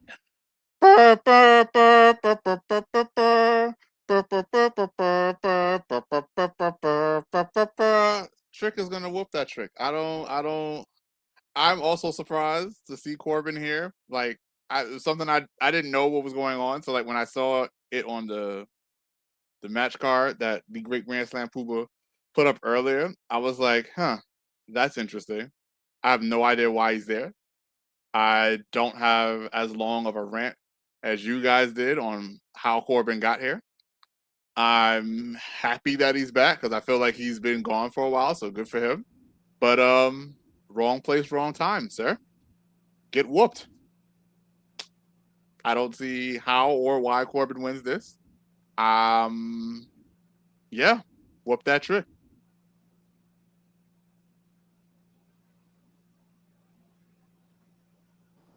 Indeed. That's the follow-up. Indeed. That And was- now the resume will decide it should happen. All right, what we got next? Tell me we got our guy, Shay. And our guy has to be next. Is it Finn? Hold on, I got you. Jeffrey pointed out that Jordan got her pilot license, which is, you want to make an appearance? Come in. Nope, the people want to see you. Everyone say hi to my son. Mr. Cat. Damn it. Mr. Cat, you still don't like affection? What's going on there, No, he buddy? doesn't. No. He's French, but a side of Brooklyn, so he doesn't really do all that stuff. But he's a big fan of Jada Kiss now. Big fan. Just like his old man. Melo should be doing what his wife Camilla been doing and airing gift grievances? Gift grievances? That might have been a whatchamacallit, airing his grievances. Airing his grievances. Okay. I Yeah. just thought I didn't know. No, it said gift, but I'm assuming that was a typo. Oh, okay. So I think y'all match is next because I'm looking at as Shay has changed her picture for what's this, the 5th time. Well, actually no, the match, but we'll do it. I'm going to do it for you guys. So, Rich Kings, take the floor. Graphic, please. Yes. All right, so Finn versus Sammy. You know what? I want to do an alley-oop. I'm gonna pass it to Shay first, so then I can do the slam dunk at the end, and then we could. It's a shame that I'm gonna pass off to Mark because he thinks Finn is always gonna dominate it. No, well, I don't. I'm not sure what he's First off, watching. you said it all wrong. It's, Well, I know I said it right because it's not true. That's what it's like. It's the emphasis isn't needed. What the hell The was that? emphasis is not needed. He is not beginning to dominate it. He's actually going to dominate this match. So I'm gonna do a pass to Shay to go for the alley oop, and I'm gonna dunk it, and I'm gonna hear y'all takes after because it's gonna be moot point. Shay, let them know what's going to happen. Don't Okay. So we already know this is important. 2026, 10 years after the terrible, terrible events that we will never speak about, that we're speaking about right now, but we're not actually speaking about it, will be the redemption story. Finn is gonna win. Win Balor. It's no longer Pin Balor because he is on a winning streak currently. Thank you very much. Why are you looking at And Oh yeah, I'm glad you could tell through the Shrek photo that I'm looking directly at you. I immediately knew that. I was like, what the hell was that? Directly at you. I know. But yes, he is winning. Sorry, Sammy, I don't care. I want to see you crash out even more. And hopefully, because I know for a fact he's gonna come out as a demon. There's no way he doesn't come out as a demon and literally ruin Sammy's day. Because the minute he comes out as a demon, Sammy knows it's over. I'm hoping they let it be a surprise, and because of their desperation to sell tickets, they don't announce it this coming Friday. But knowing them, they will, because they will be like, "Oh, sell more tickets." But no, don't do it. Finn is gonna win. I said it in like a Russian accent. You heard it? Win. Yeah, you sound like Zangief from Street Fighter. Good job. Thank you. I don't know who that is, but thank you. Oh, I gotta show you a I'm picture. sorry. Yeah, that was Yeah, okay. you have to. But this is gonna be amazing. Sammy, continue to crash out. I'm sorry. It really sucks because he really did get a short end of the stick. It's really unfortunate, but this is all payback for what he did to Chad Gable. Honestly, this is his comeuppance. He wasn't. I don't know. He thought he was just gonna get away with that. It's not gonna happen. This is it, and this is Finn's time, and he's gonna beat CM Punk. I said it. I don't care. I don't care how crazy I sound. I said it. I said it. I'm sorry. So wait a minute. If you guys can't tell, my favorite word of the night is aligned. There's alignment across the board here. So listen, I don't know who Pin Bala is. I don't recognize that person. Never heard of that person. It was a ghost. But Finn Balor is back, and what he's going to do is continue to humiliate Sami Zayn. Sami Zayn is like Humpty Dumpty. Remember that thing when he got up the hill and then he crashed? He would rather keep making him like scrambled eggs. Humpty Dumpty needs to be gone. And I love the demise of Sami Zayn, to be honest, because he's talking about Rey Mysterio being a fraud. He's a fraud cousin. He's like, woe is me. I need help. I've been doing this. I've been doing that. And go away. Just go away. Get ran off somewhere. Go back and keep losing to Kevin Owens. That's what you need to keep getting owned by him. But when it comes down to Finn Balor, I don't know about the demon coming. I would love to see the demon, but he needs to grab Sami Zayn by that beard and mush him and stomp him and kick him. And we don't need to see Sami Zayn probably until next year. I'm looking for a complete domination. And I would love to see CM Punk versus Finn Balor. Remember what happened last year? Those historic great matches they had? It's time for that to be reran. We need to see that at a major PLE. Not no backlash or something in Paris. No, we want to see that at like not Survivor Series. That's what we need to do. This should be teed up for that. Everything Shay says plus 1,000. All right, now y'all can go now. Mark. First off, I'm sorry. No, because Rich Kane, what the hell was any of that? Like, oh, we're aligned and we're a team and duel, and I love that. I love when I see great people get together and and there's a unity. I love that. But then he sits here and says these things like you're the smartest guy in this room. It can't be because I'm sitting right here. Do you see that face? Do you see that face? Yes, I'm born with it. No, not yours. We're talking about Finn. That's the face he's making to you at your point right now. Really? Well, I make a lot of great Really? No. He's going to dominate Sami Zayn. You know what they should do? He's supposed to shave his beard off. Humiliate him. Get him out of here. I do want to throw out. You got it, darling. I asked the missus, hey, don't I make a point? She immediately said no, so I'm just going to continue to talk here. I have here, though, in this match, I didn't know what this one, because I was like, part of me thought maybe Sammy wins because, the storyline is, you guys mentioned the short, what is this? He gets the shortest stick or something like that. I always find that funny, personally, when someone says, I got the short end of the stick. I'm like, well, I guess you didn't go in the woods further enough to get the longest stick, because, like, why did you settle for that? That's terrible. And I'm thinking about this match, and I'm like, well, Finn has been winning. He's actually been on a winning streak, and I can see them going with that, and he wins. And then Sammy crashes out even more. So I know that you was expecting me to say Finn gets dominated. I always say that just to irritate my co-host and one Shay Sawyer, but I do think thank you, babe. I do think that Finn Balor gets the dub here, and he does get the win here. And what a place for him to get this win. You guys mentioned 10 years ago.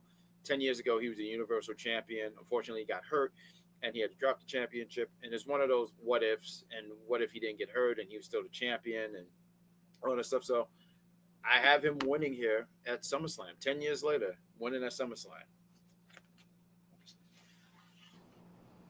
Indeed. So, yeah, Sammy did indeed get the short end of the stick here because you know what bothers me about Sami Zayn? Sami Zayn, like from a creative standpoint, Sami Zayn is standing on top of a storyline that could go really insane and go really hard, and I feel like the WWE is just not seeing it. Like between my earlier point where like they could have did the whole Raw, they could have started the Raw versus SmackDown stuff today, or when he lost the belt, they could have started then. And now he's been on he's been up and down on this conspiracy stuff for years now.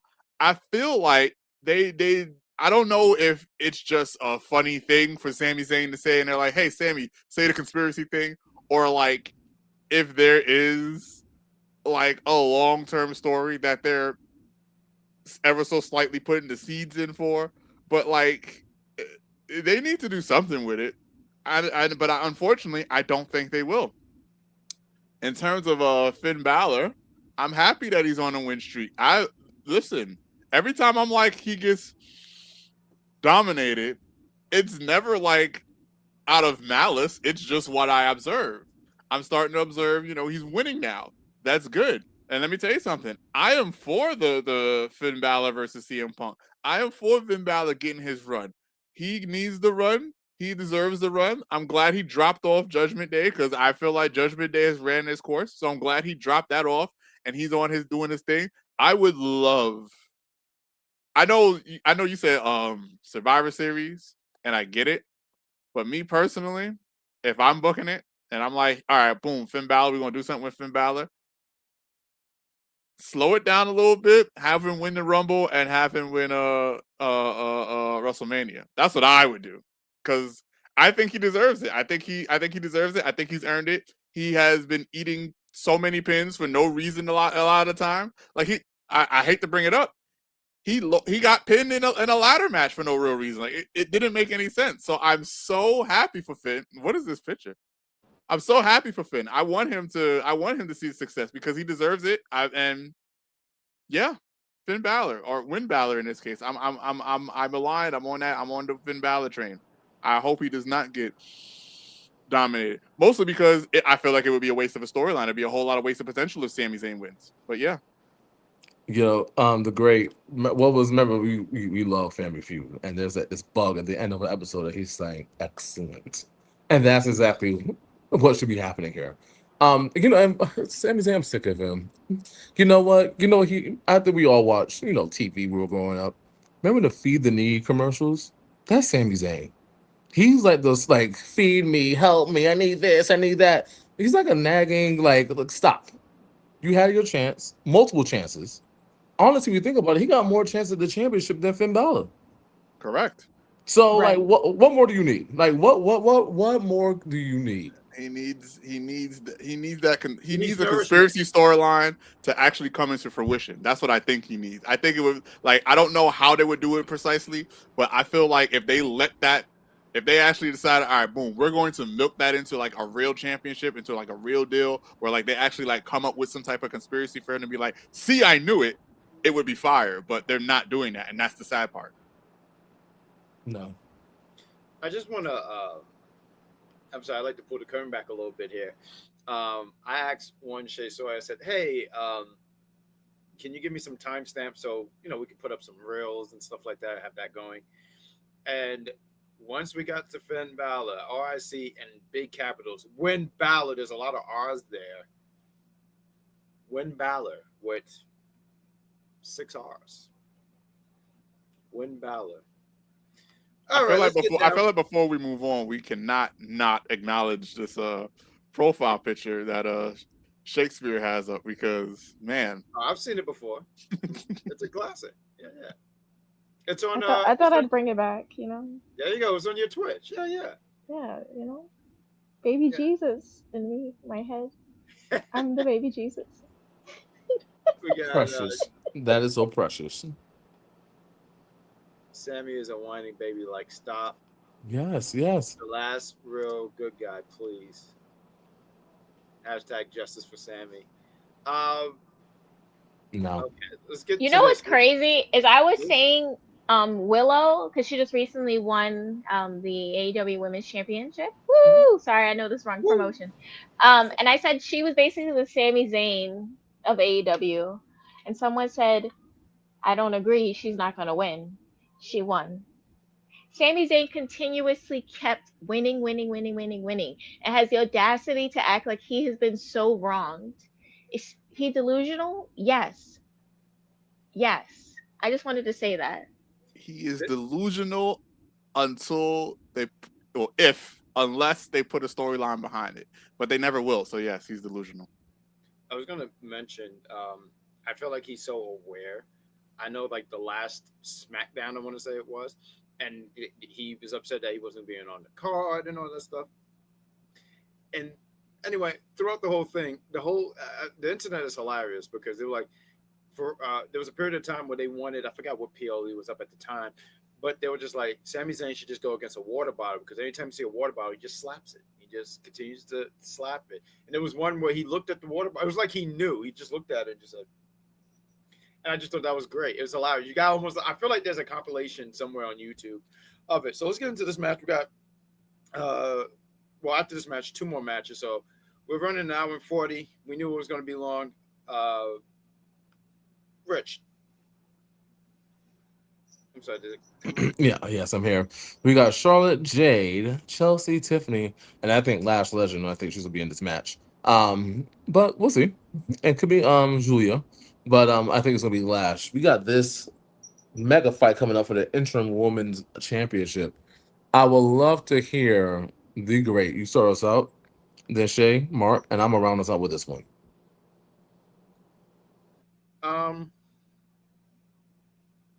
Yeah, because I do think Lash is going to be in this too. So anything can happen. Because we're doing this on a Wednesday and Friday, I might change my whole opinion or pick. But what do I got for this match? Because I was looking at Charlotte and Jade, and I'm like, well, neither one of them need to win that championship. We got Tiffany Stratton in there. I don't think she needs to win it. She's already a champion, by the way. And then it leaves Chelsea, and Chelsea's kind of a pick too. So it's really between Lash and Chelsea. Part of me think, well, Chelsea might win it. I look at whoever wins is still going to drop, not even drop the title. It's just they're going to lose to Rhea. So whoever wins is Rhea's just there Rhea's just there for the body. I'm gonna go with Lash. And I want to give a shout out to Jeffrey because I saw it. I forgot what show it was, and I was watching. I was looking at your comment, and you said something about Lash wins. Now they can get jealous, and I guess that can lead to something. And there's they separate or something like that. And I could see something over there where. Thank you, phone. I could see something where Lash wins and Nia cost her, and this person is really. Very serious about this. But I think I got Lash. I think I'm going to go with Lash going in. And I do agree, Jeffrey, but Vacant is not in this match. Not this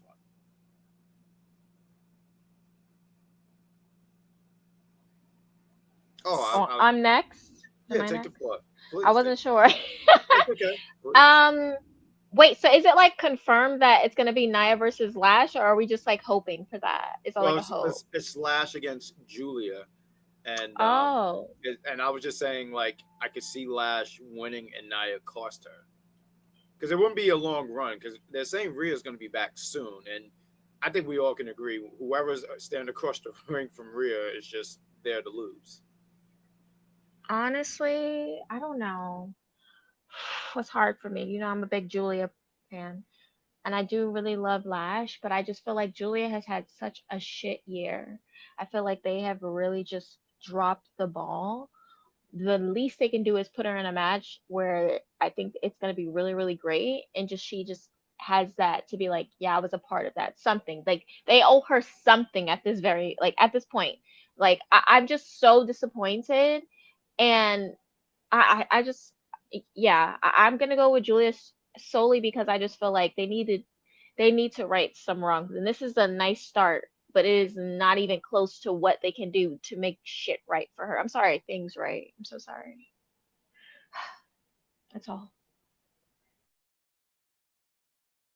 So like when I first saw that thumbnail and saw the vacant spot, I didn't realize that the vacant spot would be filled by the time SmackDown finishes. Because in my mind, I was like, oh, that's Naomi. She's gonna make a surprise appearance and win that. But apparently it's not. And then I'm hearing that Rhea Ripley is going to be in the wake of whoever wins that championship. So I like the Chelsea Green pick. I like the Jade pick, and I like the idea that Lashley could do it.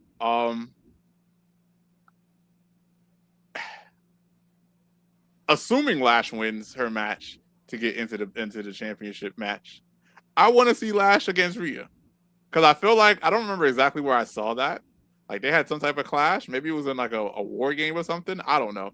And it was like, hey, where's this match at? So I want to see Lash and Rhea.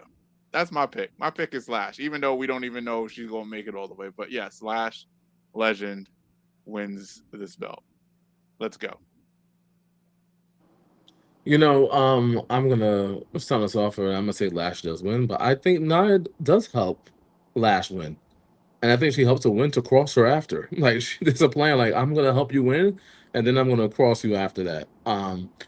Because when you're looking at the tea leaves and how they do these backstories and these segments, like they might be trying to set something up, or they're just probably just doing things for fun with WWE these days. You never know. But I'm not mad at the Julia pick that Shane mentioned. I don't think it's Charlotte. We don't need to see Charlotte versus Rhea again right now. I don't think it's going to be Jade. Once again, let's stop beating the dead horse. And then Tiffany, like I think she's interesting. I think she'd be my second pick, honestly. Like she has a U.S. belt, and I think that maybe we could drop that, give that to somebody else. But I could see her versus Rhea, honestly, too. So if I'm looking at a realistic match that they might want to feature later on down the road, I could see a Tiff versus Rhea. And I could also see a Lash versus Rhea. I think Lash is my first pick, but if I were to be greedy, have two picks, I'm gonna say Tiff because no one's thinking that she's gonna win this match transparently, right? It's almost like at Royal Rumble. We're like, who's number 30? It's gonna be Bianca Belair. And when we heard it's Tiffy time, we're like, huh? So I think it's one of those things where the element of surprise would help. So I think it'll be Lash or Tiff. They're in Tiffany's hometown in Minnesota, and I think that I was listening to a podcast, and I thought this was a really great point. It was like, well, not to say thank God Rhea, because no one prays for that unless you're a sick person and you should get checked. But Rhea's hurt, right? If Rhea doesn't get hurt, does Tiffany even make the card? And she's the U.S. champ, and I just think that's such a, I just think it's silly that, if there was no, like if Rhea doesn't get hurt, she would have been on the card. I can see the pick on why you say Tiffany going over, just because, potentially, I mean, all of them have a chance, right? And also, too, they're in their hometown. But Tiffany crossed me when she took JC out the tournament, so I hope she don't win. Okay. I hold grudges. Matter of fact, I have this was my face right here. I'm going to make sure I got it. I genuinely think that Tiffany is only in that match to do the swanton off the ladder. Swear to God, that's the only reason they did it. I see it too, right, Shay? Like they push the ladder and then she just flips over and does the thing. I can see hopefully this time they catch her, because my gosh. Oh God, I hope so. When did they drop her? Because I do remember there was like a thing that was like at a PLE, right? It was an NXT. I forgot what match it was, but it was a ladder match. The one where Indy won the title. Remember? Oh, damn, that was some years ago. Jeez, Yeah. time is just flying by. Yeah, like an elephant. That's what this my brain. Yeah, like damn, I didn't realize that. Like that was a while ago. Let's get into the next match. I'm sorry, it's just we have all these things. Okay, all right. Rich, take the floor for this. We got Mr. Curse, Danhausen versus Dominic Mysterio. I'll go here first, and then I'll pass it off to Mark, then Shay, then the Great. You can round us out with this one. Okay. Emotionally invested. I'm not that emotionally invested in this match, but I do think this character, Danhausen, is quite unique, right? And I think they keep putting him in these matches with different talent, and I think right now, current state, he should be beating Dominic Mysterio. And I think right now with Dominic Mysterio, obviously back and forth with AAA and on the main roster, doing those other things, and Danhausen being this character, I think WWE likes to put people that, not saying it was unsuccessful in AEW, but to put them in a different light. Like, look how we're using this character. Look how we're doing this with this person. So I think it could do wonders with the Danhausen character to beat someone like Dominic Mysterio. I think it should be a very good and solid match, honestly, to like get Danhausen over like I'm gonna say like this kind of Doink the Clown kind of persona. But like if you really want to be like, okay, this is somebody that we really value and not just the you are curse stuff, I think Dominic Mysterio is a great starting point because Dominic Mysterio can go in the ring, and I think this is a great way to be like, okay, I did this. This is what's next for me in my career. So I have Danhausen winning this match. I wouldn't be surprised if he loses, honestly, transparently. But I think for the character and like just the trend of what they have done with the AEW characters and like, oh, look what we could do differently. I do think that this could be a good spot for him to actually win.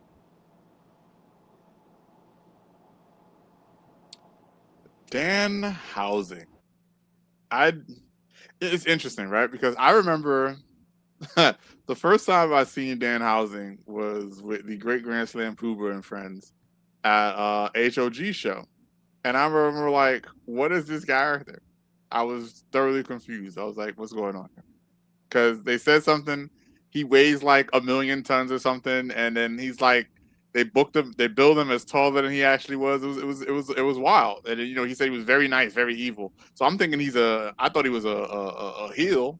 Nope, total face, everybody's cheering him on.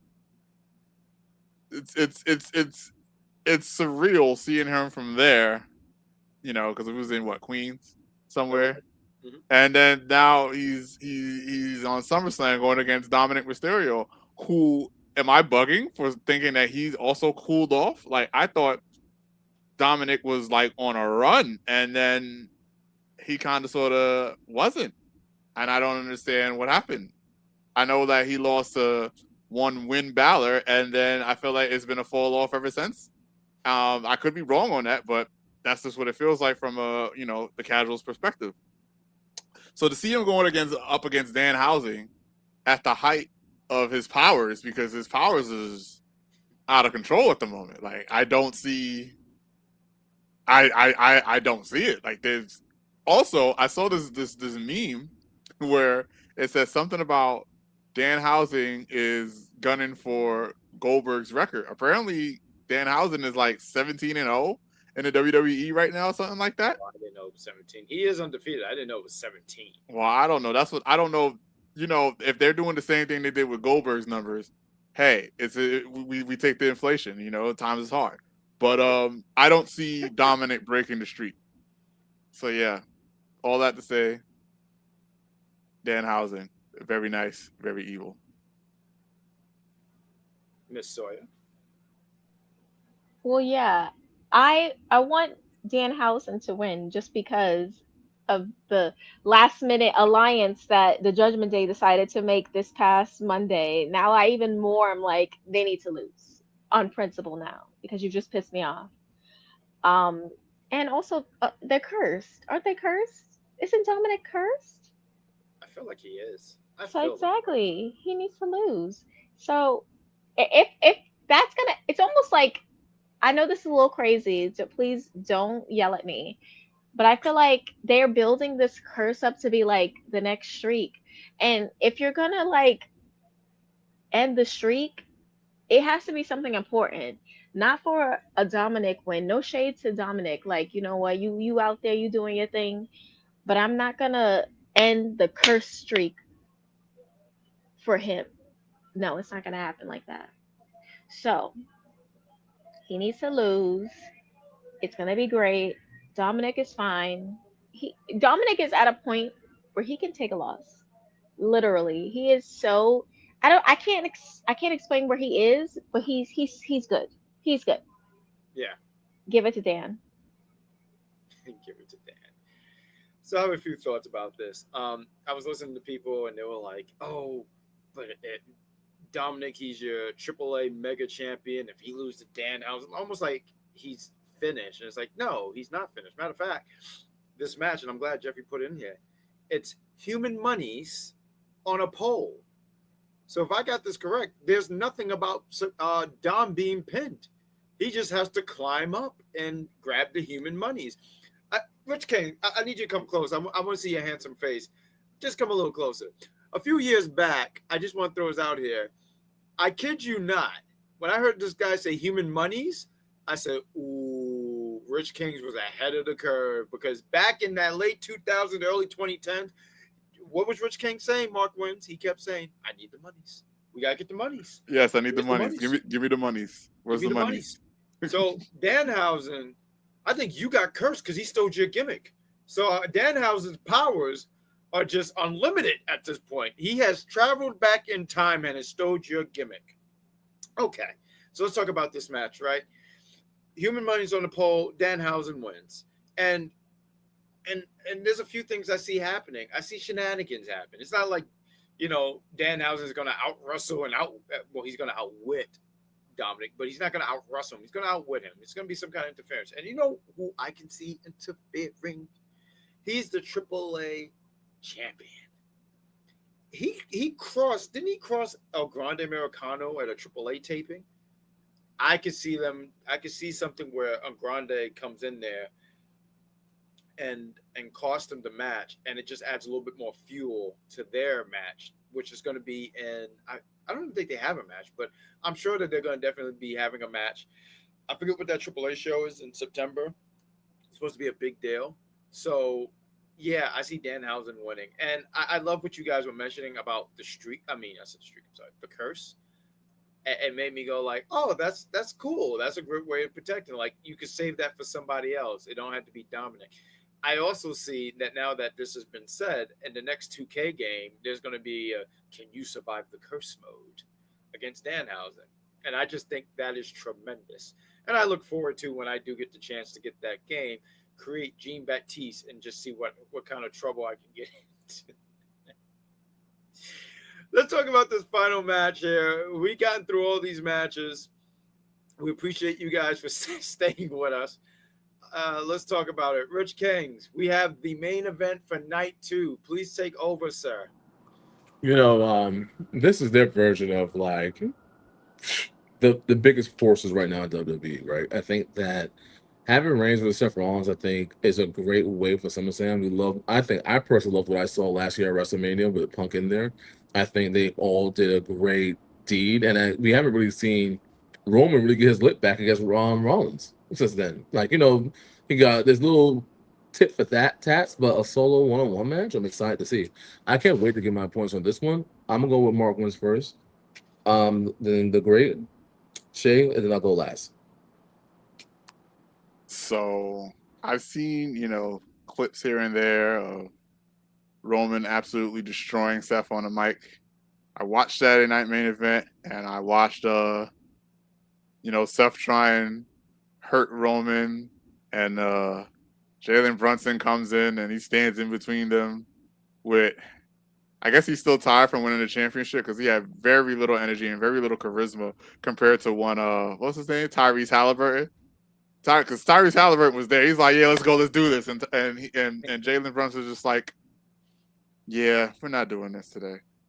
And it's like, first of all, your hand is hurt. So, like, I don't even know who you stopping for real. But to bring it back, all I see is Seth getting owned. And then, like, at first when I was thinking about this, I was like, who's going to win? Who's going to win? And then Roman said something crazy, and it blew my mind. And I was like, yeah, he's not winning. Roman said, hey, yo, Seth, even if you win, what's going to happen? You're just going to end up getting injured? And I was like, oh no.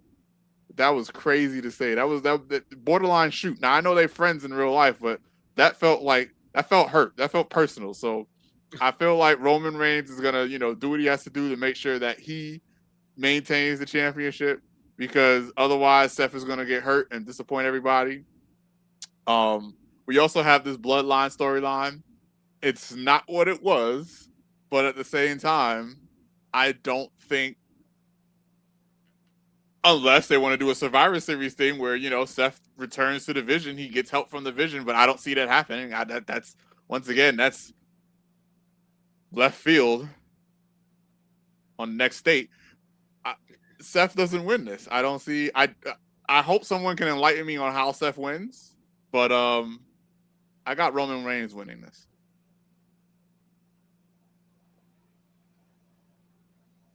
Yeah. Seth has to lose. I was just watching Money in the Bank.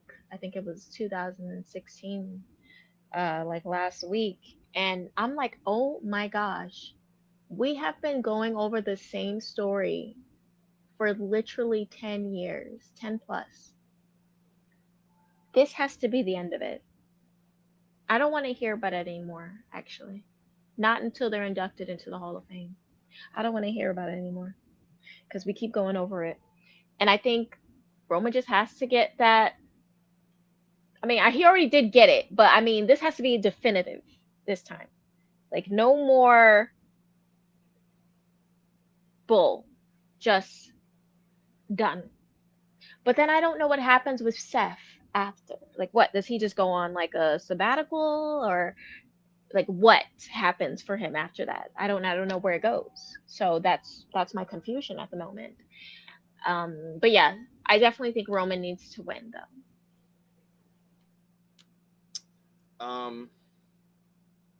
Roman. Plain and simple, Roman. This whole story has been absolutely right. The whole story has been, you can't beat me when it matters. And he keeps saying this. I do want to say, there was a promo with Roman and Seth. I think it was like a week ago. And I said, you said something earlier, and you was just like, I know they're friends, but damn, that was a shot, right? There's one when they said, this guy, he's the only way he can win championships is by still winning Money in the Bank, y'all. And I said, ooh. And even then, I can imagine other people who won the Money in the Bank and, no one cared. But they're like, he's trying to, he really played Seth so much. I mean, he cooked him that time. And there's a lot of other parts that I don't remember every little quote and stuff that he said. But I thought it was some good stuff. I don't know about this week. And after a while, it gets repetitive and it becomes the same. I did like the video package where they were showing the history. I like stuff like that personally. I think stuff like that is pretty cool. But I got Roman winning, and it's one of those things though for me. I'm like, do we get a big angle here, right? Like, I can see the bloodline interfering, but do we get a new member? I saw something a few weeks ago. I don't know how true it can be, but it's something that just I'm gonna throw out for the conversation. There's another member. His name is Zilla Fatu. He is the HOG crown. What's it called? Crown Jewel champion. And I saw something that said he was at the Performance Center, and it made me go like, "Oh, did we just bring him in and put him in the blood?" Which I don't even think you have to, if we're being honest, because you already have Jacob, you have the Usos. So like, how much bigger does the group need to get? It does, after a while, it gets ridiculous. But it was something that made me think and wonder, like, hey, do we get that kind of big angle at the end? But I'm sorry, I'm rambling. I'm talking too much. Roman Reigns at 5. I love it. I mean, I'm gonna make this unanimous again. Like, Roman needs to win. There's just so much like that comes with Roman, right? Like, and I know you said this before. Like, Roman doesn't need the belt, but my goodness, when he has the belt, like, people are excited. He tunes in. Like, there was a clip I believe on Raw. They pull up in these Jeeps Like the Usos come out, then Jacob comes. Here he comes, and it's like he is just like this god. Like, yeah, so maybe he doesn't need this belt, but at the same time, as him having a belt is bringing a different type of prestige, right? So when Seth Rollins was the original champion, and he's talking about this is the workman belt. Listen, not anymore. This is the Aura belt. This is the belt that we are now rebranding and renaming, and I think the way how Roman cuts his promos, the way how he gravitates and gets attention. And yeah, you're saying it wasn't necessary for Seth if he loses. Wasn't necessary for Roman if he loses. Like, why? What? It's one of those things like we have a gun for. Like, what are we doing? Like, there could be somebody next for Roman for the belt. I don't see who's Seth going to face next for the belt. And what are you going to do with Seth with it as a champion? And I'm saying you're saying like, where's Seth going to go? Listen, football season started. He's always on NFL Network. That's his second job. He could be doing that. He could be part-time and come back. And there's certain things you could do. Like maybe he might want to bow out for a little bit and return later on at a bigger venue. I'm not too sure. But with Seth right now, I don't see him winning the belt and then taking it to the next level. I think when you crown a champion, it should be a story and the next level to it. To me, it's like one of those Mario maps, right? When the next level, you fall off the ditch. Like there's nothing happening here. So I think with Seth, there's just no way he's actually winning this match at all possible. I think it's going to be a great match. And I think, like I said earlier, when I started off, I think Roman gets his revenge, right? You took my wise man. You did all this other stuff. You got all these hits on me before with the vision and all this other stuff. It's time for some payback. And it's time to humiliate you. So I think Roman wins this match. All right, team. I mean, we got through all the matches, unless they decide to have another 3-4 matches. But that's all that we got here, and this is the part where we plug stuff. So, Madam Shay, why don't you tell people where you can be found if you would like to be found? Yes, if I want to be found, you can find me at Shay Sawyer on Twitch, where I stream multiple different games depending on the day, or I'm watching a pay-per-view. It depends. It just depends. Just show up. You can also find me at Shay Sawyer Was Here on Instagram, where none of my posts make sense. I basically use it as a blog. And yeah, that's it. And you can find me on Threads. Shay Sawyer Was Here as well. Yeah, there too. That's all. Mark Wins. Before you, why don't we do it one more time for the people? You want to sing those lyrics before you can tell people where they can be found? I'm waiting give me 1 second because I have to read them because I don't know them off the top of my head. Oh, here we go.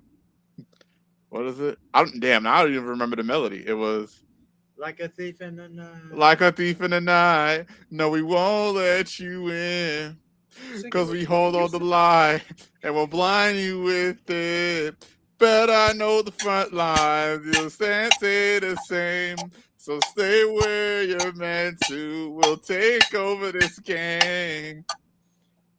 Bobby Brown have nothing on you. Where can people find you if you want to be found? God damn it. God darn it. You find me on YouTube. You can find me at Legend Number M. I'll be streaming Overwatch, although I haven't been streaming that much lately because it's been warm and work has been working.